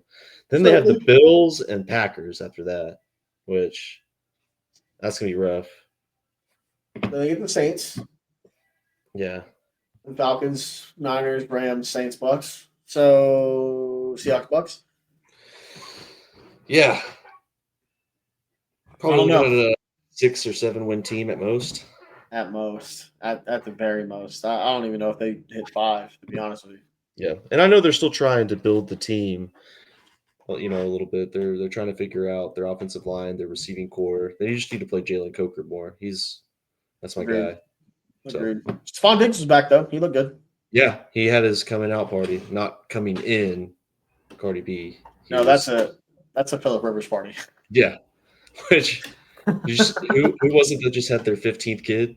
Damn it, I can't remember. I know who you're talking about though. Yeah. Phillip Rivers has some competition there. Yeah. Yeah. So Stephon Diggs, he looked good. Drake May, he looked good. Patriots go marching. Yeah. So did Stevenson have another fumble? I think he did. I feel like he did. I'm pretty sure Stevenson had another fumble. No fumbles for New England. Okay. I feel like I saw that too, though. Maybe it was a penalty and it just got pulled back. Yeah. Henderson's been kind of a disappointment. Travion Henderson. Yeah, he finally got in the end zone, though. We had 3 rookie running backs score their first career touchdown this weekend. Amarian Hampton, Ashton Genty, which we'll get to, and Travion Henderson. Yeah. But as good as he was in the preseason, he has been Fairly disappointing. And he has let my fantasy team down 4 weeks in a row. Fucking asshole. They need to figure out how to run the ball. And Agreed. with the Josh McDaniel offense in New England, the exciting whites at running backs that he's had, maybe he needs to go back to that. Maybe they should have just drafted Scottaboo. Call up Danny Woodhead and ask him if he can still play. Yeah. I'd love to see Danny play again. Maybe we'll get Toby Gerhart back in the league. Yeah. Who was the running back that they had? Burkhardt? Oh, Rex Burkhardt? Burkhead? Yeah, Rex Burkhead. Yeah. Bring him back. Definitely. 100%. Let's see. What's the next game that we got here? Browns Lions. Really much to talk about? Lions just kind of dominated that one. Yeah. Lions are going to win the NFC North. True or false? True. Yeah. I had them as my favorite to win the North coming into the season. Players that they have. They had questions on the offensive line. They had questions on what they were going to be without both their coordinators. Defense is better than they were with Aaron Glenn. So their new defensive coordinator, I think, is just a better play caller. And he's better at scheming things up. And also that defense is definitely, they are healthy. They were not healthy last year. Well, even when they were healthy, there were just times where they would give up these chunk plays, and it was like, even when they had Aiden Hutchinson and Liam McNeil and Terrell Arnold, all those guys out there. So, and the Browns, I'm going to go ahead and say it. I think Joe Flacco might be done. Yeah. It was fun while it lasted. Yeah. The Flack sanity that was. It was fun. But maybe we get Dylan Gabriel coming up. Because they play Shador's been a healthy scratch in every game so far this year. So their next game is a London game against the Vikings. Is it? Yeah, Vikings are going from Dublin to London. So maybe we get Dylan Gabriel. I think Shador gets the fans going, but I think the logical move is Dylan Gabriel. Yeah, I agree. But yeah, the Lions are awesome. Also, remember the Amon-Ra St. Brown touchdown celebration that you had called out last week? It's carrying over because other guys are doing it. Yeah. So we're getting a little zesty. Maybe we'll get a Whitlock video. Is our wide receivers too gay? Amon-Ra, he didn't celebrate at all either this week. Well, I don't think he had much of a game. No celebrations. He got in the end zone at least twice. He got 2 touchdowns, 7 for 70 and 2 touchdowns. Oh yeah, he did have a good game then. Okay, all right, good for him. Browns defensive line still continues to be awesome at stopping the run. Yeah, and Jahmyr Gibbs still had a good day. Yeah, he's there's just what can you do when your offense isn't doing anything and your defense is just out on the field? Like you're going to be able to find a way to. Well, they can beat the Packers doing that. So. Yeah. That's the NFL. You have those games. We'll have a serious conversation about them coming up, but Lions look impressive, and Dan Campbell continues to cover spreads game after he blows out an opponent. So, and they got the Bengals next. So, yeah. Lions are going to be probably on a win streak here for a little bit. Maybe in contention with one of the best teams in the NFL. I mean, they are in contention as one of the best teams in the NFL with the Eagles and Bills. Yeah. It's if they can stay my healthy. opinion, it's like Bills, Eagles, Lions, and then everybody else. Now. That's just it's like college football. Like the gap is closing in college football, and then the NFL, the gap is widening. Fuck, I know. We might be gearing up for an Eagles-Bills Super Bowl, and you know what? I wouldn't be that against it because I think the Bills won that game. But we're a long ways away from that. And people freaking out over Bad Bunny being the guy. So, moving on. Texans blank, huh? Last morning game or last noon game? Yes. Texans blank the Titans 26-0. CJ Stroud looked like he was having fun again. He was super efficient, 22-28, 233 and 2 touchdowns. Willie Marks scored 27 fantasy points on my bench.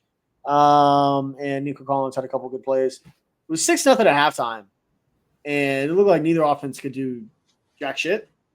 And the Texans really just pulled away in the fourth quarter. I didn't see a ton of this game. It was not featured a lot on Red Zone. So there's really not much to talk about. You could just take away what Cam Ward said in his post. I heard about it. I didn't see what he said. What did he say? He said, "If we keeping it a buck, we ass." Verbatim. He said the team is playing well. I got to play better. Right now, like there's not a lot of confidence in this locker room, and we got to start playing better, and we got to play how we know we can play.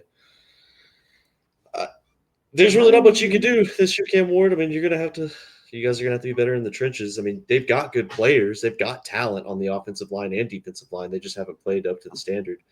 Maybe it's coaching. Maybe Callahan isn't the right guy, but I like Brian Callahan. I want him to work in Tennessee. Yeah. So no, I agree. And I love Cam Ward. I love Cam Ward. I want him to be really good. So. It's like you said, if we keep it in a book, we ass. And they are. Yeah. But Jeffrey Simmons, I think I sent you the Snapchat. He had sack of the year, dude. 100%. That was so awesome. That, and people say, man, the Texans offensive line is terrible, and they are.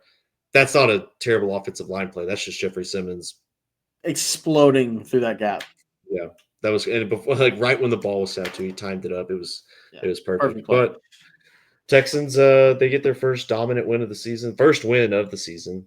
Yep. So, but not a deep playoff team. If they make the playoffs, or like in and out. I don't even think they'll be in. Oh, too many. Defense is really fucking good though. Like their defense is really good. To watch. Very good defense. I think if they make the playoffs, it's because their defense carries them. Mm-hmm. They have too many problems with offensive line though. Yeah. But Jaden Higgins got his first touchdown. Jaden Higgins did. And Jaden Noel, like listen. CJ Stroud, you got to find your Iowa State rookies. All right, they're good players. Yeah, no, for sure. First of the afternoon games that kicked off. Really 3 of the 4 afternoon games were really good. But we had a great game between the Colts and the Rams. Rams ended up winning 27-20. Matthew Stafford 29-41, 375, and 3 touchdowns. Puka Nacua had 170 yards receiving. He's really, I think, insane. I think the biggest story really coming out, the Colts are still for real, an actual good football team. What the fuck was Adonai Mitchell thinking? What happened? Well, and he's kicking himself for that play, but I don't think that is ever going to go away. Like it just happens too often where a guy drops the ball before he gets into the end zone. I don't think he meant to. Like I don't know what happened. I think he was trying to celebrate because it didn't look like it's not one of those like you normally see, like the Jonathan Taylor or the one that happened to Oregon a long time ago where they just drop it before they get to the end zone. This was like him trying to celebrate and he just loses control. It was a sick play too, like dot from Daniel Jones in a place where only Adonai Mitchell can catch it with one arm, breaks away from 2 defenders, and that sucks, dude. That's like that game it's tied going into overtime if he gets that touchdown. Yeah. Definitely. They'll be kicking themselves, but Daniel Jones still looks good. Other than the 2 interceptions, I thought he had a pretty decent day. I know Jonathan Taylor still looks good, obviously. Yeah. But wasn't Daniel Jones' best game, but he's been better than what we've come to expect out of Daniel Jones. So yeah, he's been good. They have a lot of weapons. The Colts do, like a lot of good wide receiver and tight end talent. They can listen. Their division, like if they can outmatch the Jags, that's your division winner. Yeah, 100%, 100%. And it's going to be of Rams. Everything's right back in front of you, right? 100%, 100%. Especially with the game we'll get into next, the Niners losing. I mean, they're both tied at the top of the division. It's not likely the Cardinals or the Seahawks are really going to contend or compete for a division title. I think the Seahawks are a decent team, but I just don't think they'll hold up towards the end. I think the Niners and the Rams are just much better than both of them. So it's going to be – is this Matt Stafford's last run? Maybe last year or 2. I don't know. He still looks really good. Yeah, dude, he looks rejuvenated. Like the past couple of games that he's played. I know the Eagles game didn't go in his favor in the second half, but he's had some moments in this season where he's just had some the throw to Devontae Adams in the end zone for the touchdown was a laser, like vintage Matt Stafford. Yeah, and credit to him in that Eagles game, he put them in a position to win the game. I mean, he put them in field goal position, and then obviously the field goal got blocked, and what happened. But Yeah, no, I mean, I think the Rams can make the Super Bowl. I know, like, I wouldn't bet them to over the Lions or the yeah. Eagles, but I think they could. Like, Speaking of their that, their defensive line is really good. Jared Verse is a monster. yeah, dude, his bull rush, insane. I mean, he just walks tackles back into the quarterback's lap on Yeah. both sides. It doesn't matter where he's coming from. Yeah. You wondered what were you going to do losing Aaron Donald, and then you get Jared Verse. So he's not as Brady good. Fisk is still good. Like they have a solid defensive line across the board. You would trade both of those guys for Aaron Donald in a heartbeat, but they're still good. I'd give up both my nuts and 3 of my toes for Aaron Donald now. Yeah. Yeah, no shit. Me too. Speaking of bets, I do want to backtrack real quick because I saw a funny tweet about the Texans-Titans game real fast. The Tennessee Titans are now plus 10,000 to win the division. So that means, this is word for word on this tweet. So that means if you put $10 down today on the Tennessee Titans to win the division, you will have wasted $10. or Cam Ward just goes full beast mode. No, you're basically just making a donation. Yeah, you're winning $10. I have one thing on this Rams, or to backtrack to the Rams. If you're Sean McVay, do you at least pick up the phone and ask Aaron Donald, like, Hey buddy, hey, man. Give it one more shot? Yeah, I think we got this. I'm sure he would, McVay would say, "Oh yeah," in a heartbeat. Like that guy's welcome back anytime. Yeah, he wants to come back. Very gracious of you, Sean McVay. Of course. What was the next game? Jags 49ers? Jags Niners. Parker Washington, punt return touchdown. Really competitive game, back and forth, but I mean the Jags did just enough in the second and third quarter to kind of stay afloat and win this game. Well, the real story of this game is potential rivalry between Robert Salah and Liam Cohen. Did you see that? No, I didn't. What happened? Apparently they called out the did they call out the Jags? Yeah, I think they call out Liam Cohen for sign stealing. Oh, wow. So they called him out for sign stealing, and then Liam Cohen after the game just like walked up to Robert Salah, was like, "Keep my name out your fucking mouth," which, hey, some juice from Liam Cohen. Yeah, I'll fuck with it. I like that. Yeah, dude, I do too. Like, hey, get the juices flowing. He gets his ass beat, right? Robert Salah puts him in the ground. Yeah, Robert Salah eats Liam Cohen's head. Yeah, like that's Venom versus like. That's John Jones versus his wife. But that's Conor McGregor versus a plate of Coke, dude. Listen, the Jags are 3-1. Like the Bengals loss sticks into my head. That's why I still like the Colts in the division. But yeah, listen, I know Trevor Lawrence's stat line won't blow you away, but he had some pretty good throws. ETN, he's back. Yep. ETN looked very good. They still have Brian Thomas. Parker Washington's a good. Does he have the yips? Player. He might. I don't know. I still trust him though. I mean, we'll see. Like again, he just has moments where it's alligator arms. He doesn't even try to stretch for the football. Yeah. I don't know. Maybe he's just having a sophomore slump. Well, the expectations, like when you're a rookie wide receiver and you play, like if you have a great season like that, the expectations are going to be awfully high, especially an LSU wide receiver when you look at Justin Jefferson and, guys like that, Jamar Chase, Odell, Landry, all the receivers that they've produced, Malik Neighbors. So, I don't know. He was their leading receiver, but he might have the yips. Yeah. Also, he had a good day. Probably need to get the ball to Travis Hunter more since he's playing more offense. I would think so. He's a dynamic weapon. So is it? Hope. It may be a combination of him having the yips and just Lawrence probably not seeing the field and getting him the ball in the open when he's open. Yeah, that's fair. That's very fair. 49ers, they just got to get healthy. I think this team will be good once they get healthy. I agree. But they have a rough stretch coming up with Rams, 49ers, Falcons, Texans. I mean, those are all tough games in their situation. I don't think the Texans are just – I wasn't very high on them, but seeing as how good their defense has been this season, they're not an easy win. Yeah, no, they're not dead. But if you have above average pass rush, it's going to be a lot easier. But, I mean, they're not a dead team. They're probably an average pass rush losing Nick Bosa for the season. That is true. That is true. So they got a 4-game stretch where it's going to be a very tough one. Mm-hmm. The 49ers do. Do you want to talk about your game, or do you want to hit Ravens Chiefs real fast? We can talk We'll about hit Ravens Chiefs, and then we'll do your game and then my game to finish. How about that? Okay. That's great. Ravens Chiefs. I didn't see a whole lot of this game, honestly. I know that the Ravens got up early, not like huge or anything. They scored the touchdown early, and then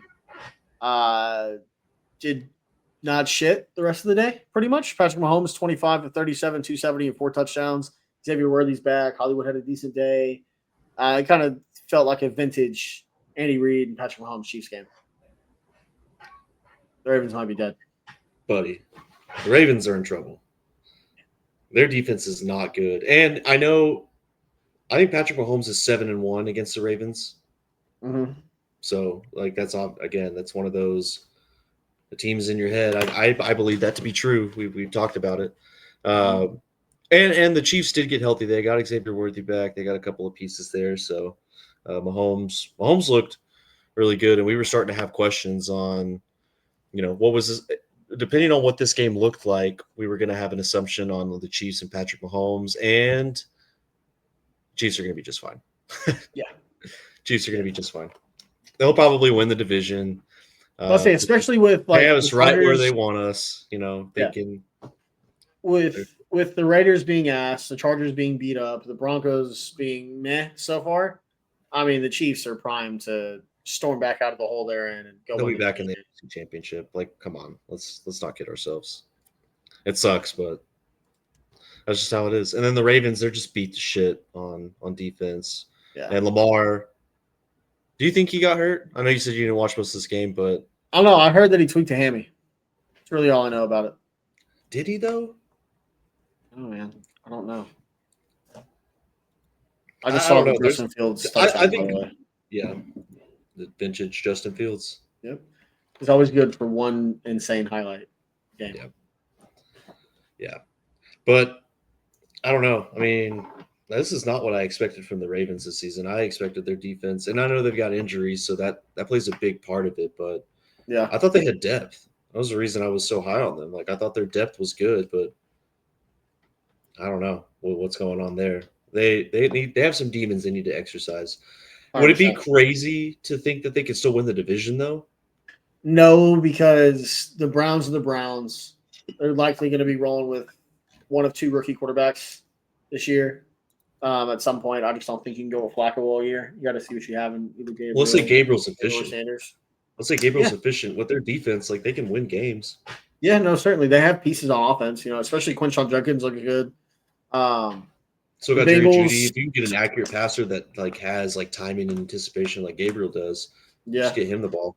That's true. The Bengals without Joe Burrow, it's crazy because like if Joe Burrow's healthy, my division pick for the Bengals is lining up perfectly, and it's just not gonna fucking happen. They also don't have a defense, and the Steelers. You have to think at some point the Steelers are gonna not crumble, but I think come back down to earth is the better way to put that.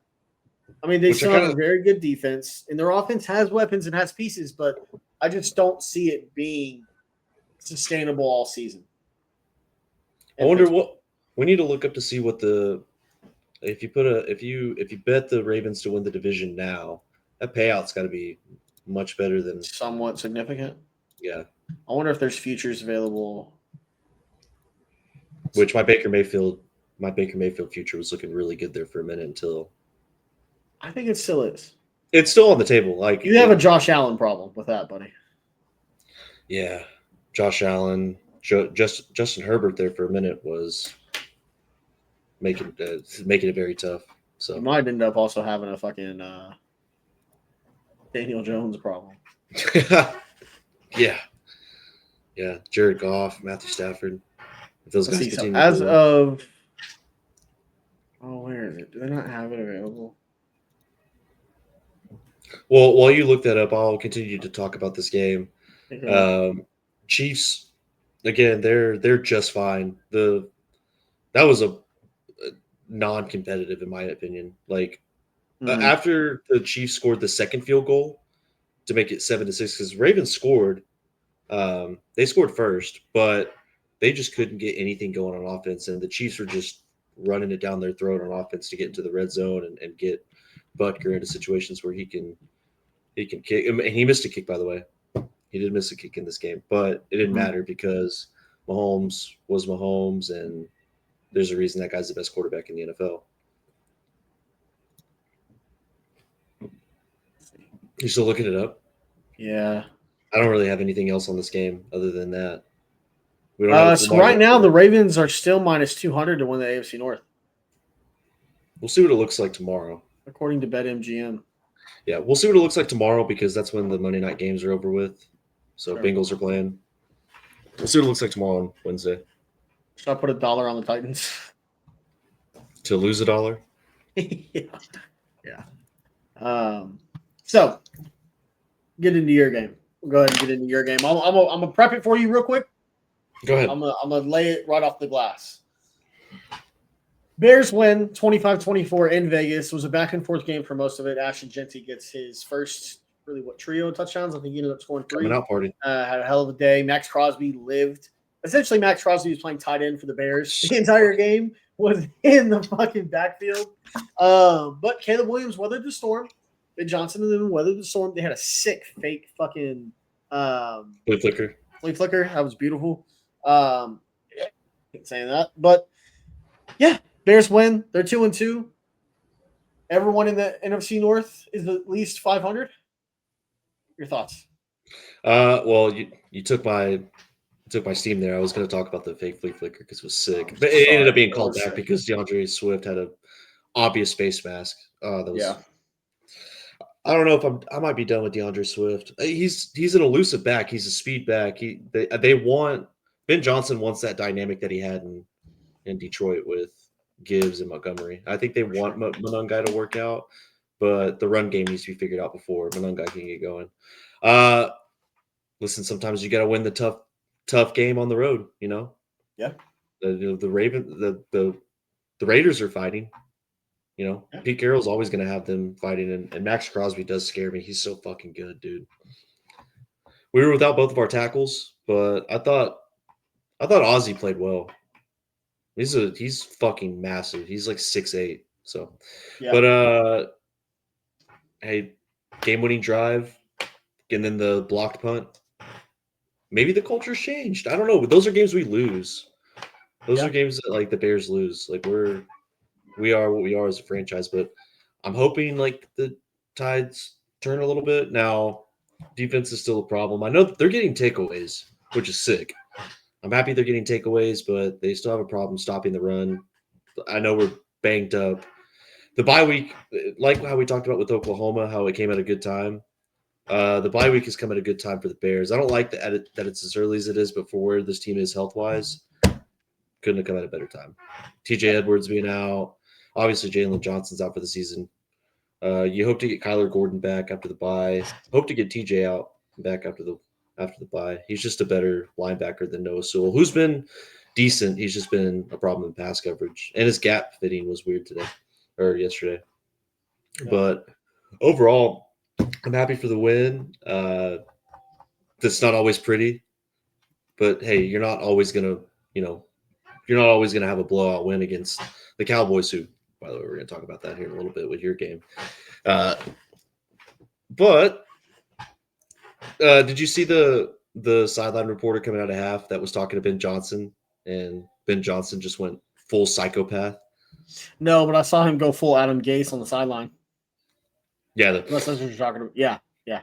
Well, he had one where the reporter was like, "You need to change things on offense, huh?" And he was like, "Oh, do we? I think we're just fine." And then just had a stare down. He's a psychopath. I love it. He went full nerd spaz, dude. Well, it was a fucking stupid thing to say. Like, of course you're gonna fucking change. Hey, calm down, Brian Kelly. All right.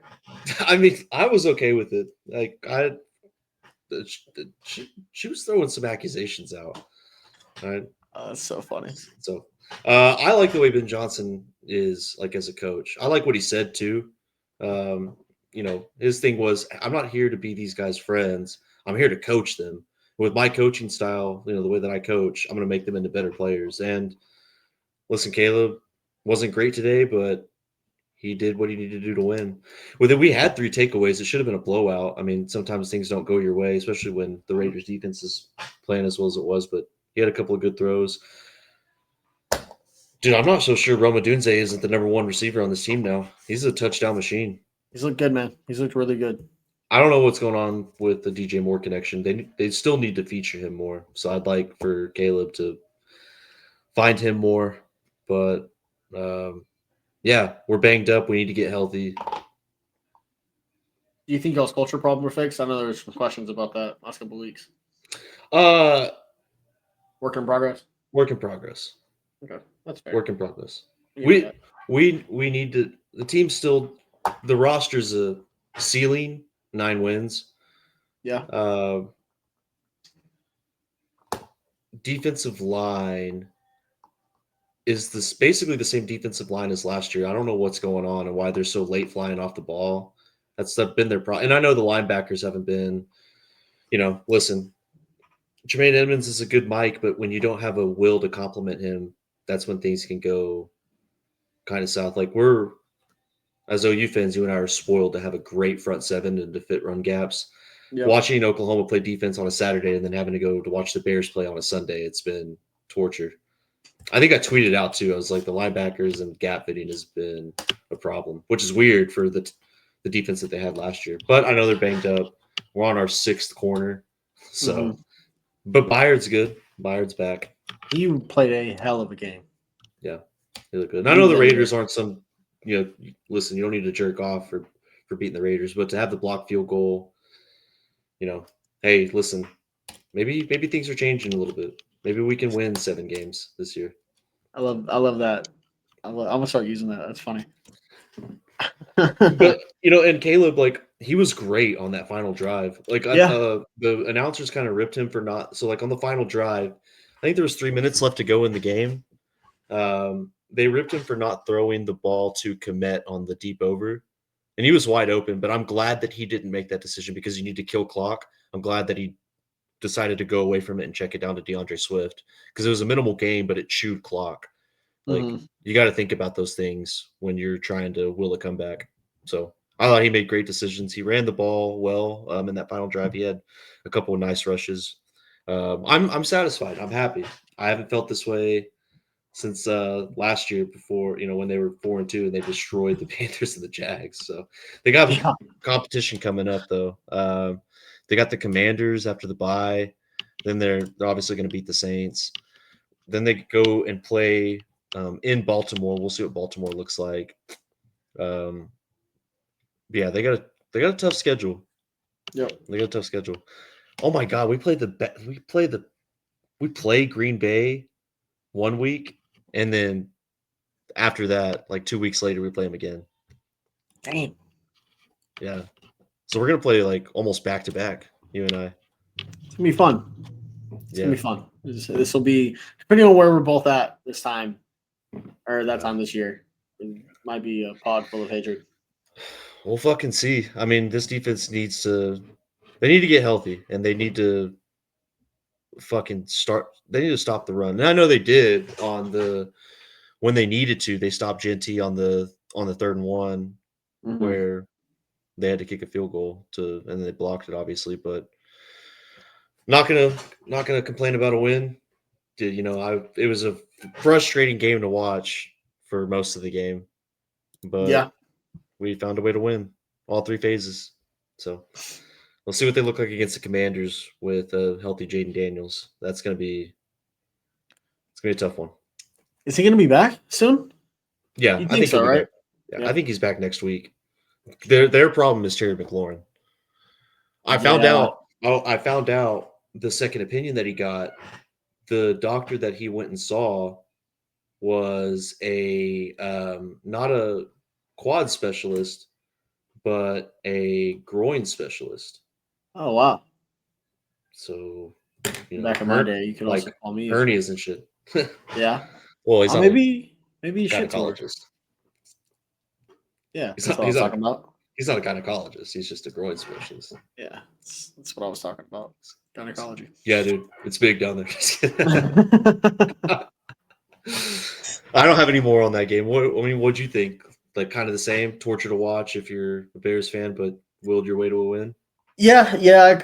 I was watching. I've been on a Fortnite kick lately, so I was playing some Fortnite, and I just had Red Zone pulled up on my other monitor. So I was keeping my eyes on it, trying to watch best I could. But um, it was irking me because you told me to start Ash and Genty, and I didn't.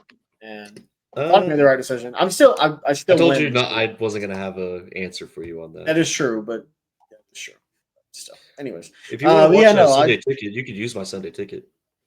I have Sunday ticket. Okay. Yeah, I have Sunday ticket in Red Zone. So, but when the Packers aren't playing, I just prefer having Red Zone up. And Yeah. then when they are playing, I'll have the Packers game plus Red Zone. So it's just my preferred way to watch football. The fake flea flicker. We might need to get an evolution on that. Yeah, Like I think Ben Arbuckle should try and run it with Jaden Ott. I think so. Like you probably have to do a couple of flea flickers before you could do the fake flea flicker, but Mm-hmm. like Maybe a double reverse back to the quarterback. yeah. Well, no, just Packers the tried that. traditional flea flicker. Like do it a couple That's times, true. launch them deep, and then do the fake flea flicker when you're going up against like Ole We Miss and you almost need to scored on score. one. We almost scored on a flea flicker against Michigan. Yeah, the double Just missed reverse. Cannon. Yeah. Yeah. So, that was a reverse, wasn't it? Never mind. Well, That maybe was we need to do a fake flea flicker where they do the fake toss back. The running back does pretends like he's going to run it, and then he actually pitches it back the second time. Ooh, maybe. Just get an evolution going on. I think Ben Arbuckle should call us or watch this podcast. I think we can give him some ideas. I think we do. I know you got to get good at your running your core concepts where you can get creative, but maybe get a little creative. I mean, the Bears can't run the ball, and Ben Johnson is always finding ways to get creative. Like That's true. we do the toss outside, like the toss sweep, and that gets some yards. The problem with Chicago, and this is the last thing I'll have to say, in terms of running the ball, Ben Johnson primarily, like, we're so used to watching like Lincoln Riley, Cliff Kingsbury offenses where it's a hybrid zone. So they run a lot of like gap scheme and zone running. With Ben Johnson, it's primarily outside zone. Like they run a lot of like wide stretch. What do you call it? Wide zone or stretch? Outside zone, stretch. Yeah, you call it stretch. They run a lot of stretch. They want to get in between the tackles, or if the defensive end spills the counter, bounce it outside. He runs a little bit of inside zone, but he primarily has a zone running scheme, and you need the offensive line to be able to do that. So you're probably going to have to look for the guys that you got on the interior have played well. Dahlman was getting pushed back quite a bit. I was surprised. He's been awesome. Dahlman's been one of the best centers in the NFL. Yeah. He's been quite the surprise, but the tackles are a problem. So you got to figure out what you're going to do at tackle. I know Darnell Wright was hurt, and he needs to get things going, but maybe that's where the bye week helps us out with getting those guys back. Yeah. So you all on this week? Yeah. I like Braxton Jones, but we need a true left tackle. Yeah. Fair. So, all right. I know this is a tough one. Listen, not everybody can blow out the Cowboys in the year 2025. I hate ties. I almost would have rather lost. Here's what I'll say about that. Sunday night shouldn't end in a tie. Like, it's always funny to see like the one next to the win-loss because it always like messes things up like in season with like seeding and stuff. But Yeah. I feel like Sunday night you have to end with a win and loss, right? I think so. Which before you get into the game, yeah. Let me ask you this real quick before you get into the game, because obviously final score 40-40 ends in a tie. Awesome game if you're not a Packers fan, but like it was a very, very fun game to watch. Offensive explosion. What did you think of the operation to end the game to basically get the game tying field goal? Like they didn't call a timeout. It felt very odd. That's exactly where I was going to start. It almost felt like they were playing for a tie. They were nonchalant. There was no hustle. It was just walking back to the line of scrimmage. It was inherently frustrating watching the game last night. It drove me up the wall. pissed, especially The like non-pass interference call too. the bad calls. Yeah, the non-PI. There was, the Cowboys' offensive line. I mean, now I know there's the stereotype. Oh, they hold on every play. No, they were like fucking holding aggressively just about every play. They kept fucking I forget what it's called, but I mean, there were multiple times where I'd look up and Micah Parsons and or Rashawn Gary had like a forearm in their throat, like getting clothesline every time they were rushing the passer. It was ridiculous.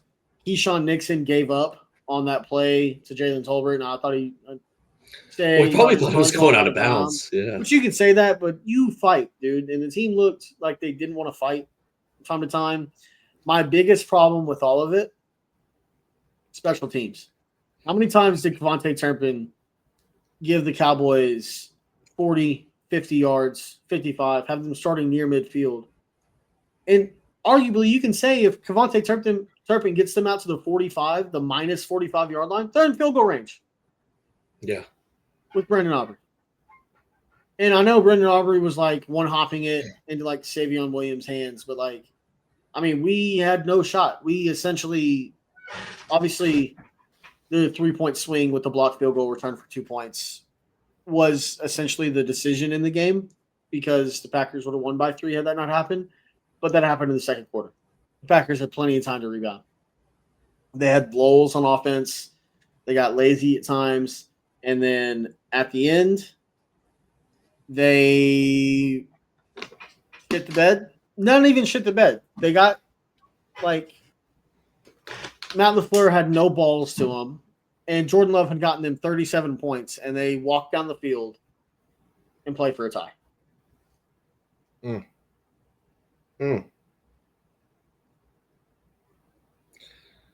ended in a tie, but is it more of a... It feels like a moral loss for the Packers. Right. Like, it feels like the Cowboys kind of won that game, even though it was a tie. Yeah. I will say this. AT&T Stadium doesn't seem like... Now, there were a lot of Packers fans there. But it was not that loud at all. AT&T has never really gotten that loud. Also, does Jerry Jones have herpes? What was that on his lip? Another thing with Jerry Jones, obviously the massive trade sending Micah Parsons to the Green Bay Packers. Do you think that was maybe a calculated move by him? Have like a mole inside? You know, you keep losing to this team in the Green Bay Packers. Like maybe Micah Parsons is a double agent, feeding them all the information. Hey, what do they do on defense? That would almost make me feel better. Yeah. As annoying as that game was to watch last night. I'll tell you this. It's my fault. I was making food and not thoroughly dedicated to the game. I was wearing my Packers hat. I should have worn my Packers hat. Some thoughts from me. I think your defense is way better than what you showed in this game. Like, remember how we talked about with the college football games earlier? Like, sometimes the Big 12 game happens. Yeah. Like, you just can't escape it. I think that's what happened here. Yeah. Like, sometimes it just happens. Like, you're going to be in a shootout. And the Cowboys have a good offense. Yeah, no, a very good offense. A top Cowboys one, not top one, a top 5 offense in the NFL. Especially when CD's healthy. George Pickens went off, dude. He was everywhere.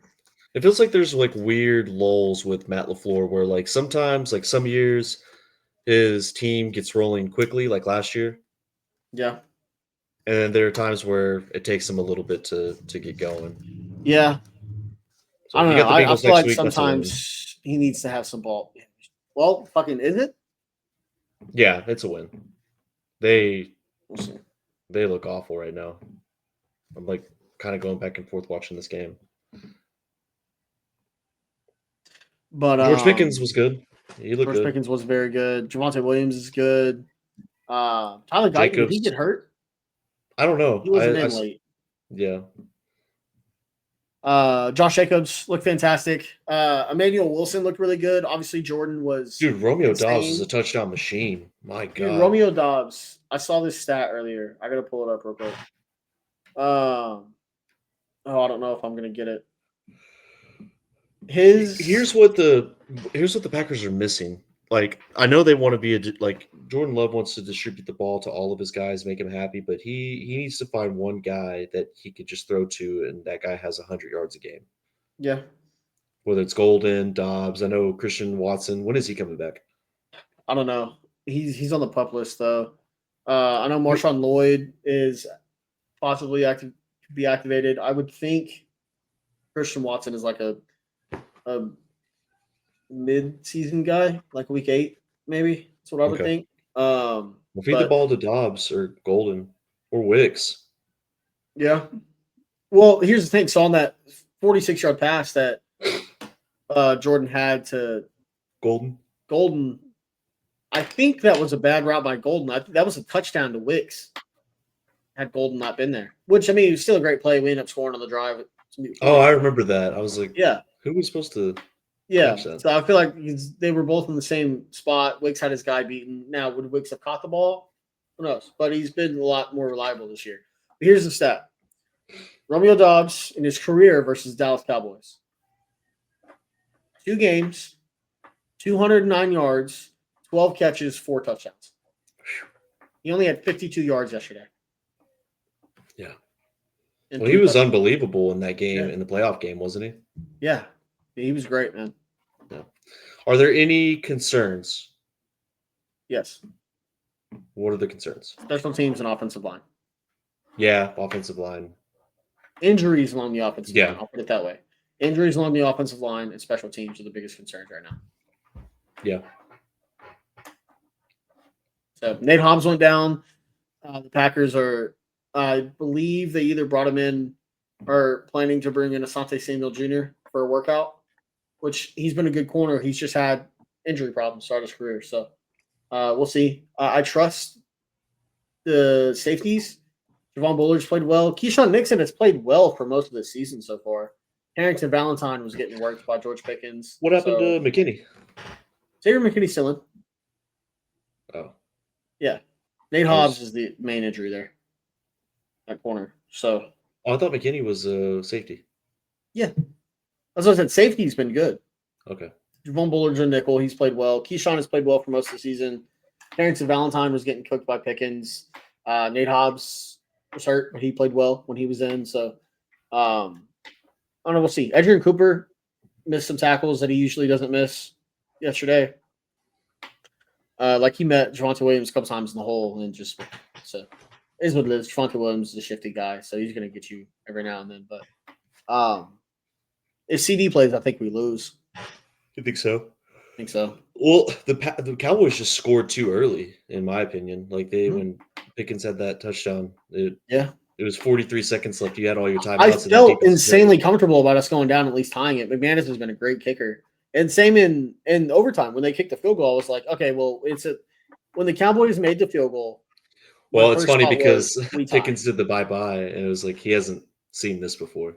Yeah, he hasn't. Yeah. Which funny thing, in AT&T Stadium, the Packers are now 7-0-1. Yeah. Crazy. But, yeah, no, I mean, both times when the Cowboys scored the field goal in overtime and the touchdown for Pickens, I was like, oh, we'll at least tie it. I knew we'd at least tie it. I'm surprised the Cowboys didn't try to go for the touchdown in overtime. Like, I don't know what they're – it felt like they were just playing. Right? They were just playing for the field goal, and it's like, if you want to put the game away, score the touchdown. And credit to Green Bay's defense for bowing up, but yeah, Michael Parsons got that late sack. Like credit is a sack. He went all the way around and tackled Prescott because Prescott runs it in for a touchdown if he doesn't make that play. So. Yeah, Cooper doesn't have a good enough angle on him to keep him out. So it's probably a collision right along the end zone, but right along the goal line. But yeah, what is? You got any other thoughts? No, I think we covered everything with all the games. So. All right, man. Well, that has been the newest episode of the Locker Room Talk podcast. Sorry, I got a little down in the dumps there. The Packers have been just kicking my soul in, and the material injury hasn't helped. I really need OU to put up 100 on Kent State, which we will talk about here in a couple of days. I think we're aiming for Friday night for that recording, so probably have that out Saturday. Friday night or Saturday morning, one of the two. But This has been our NFL Week 4, College Football Week 5 recap, and we will see you guys here in a couple days. See ya.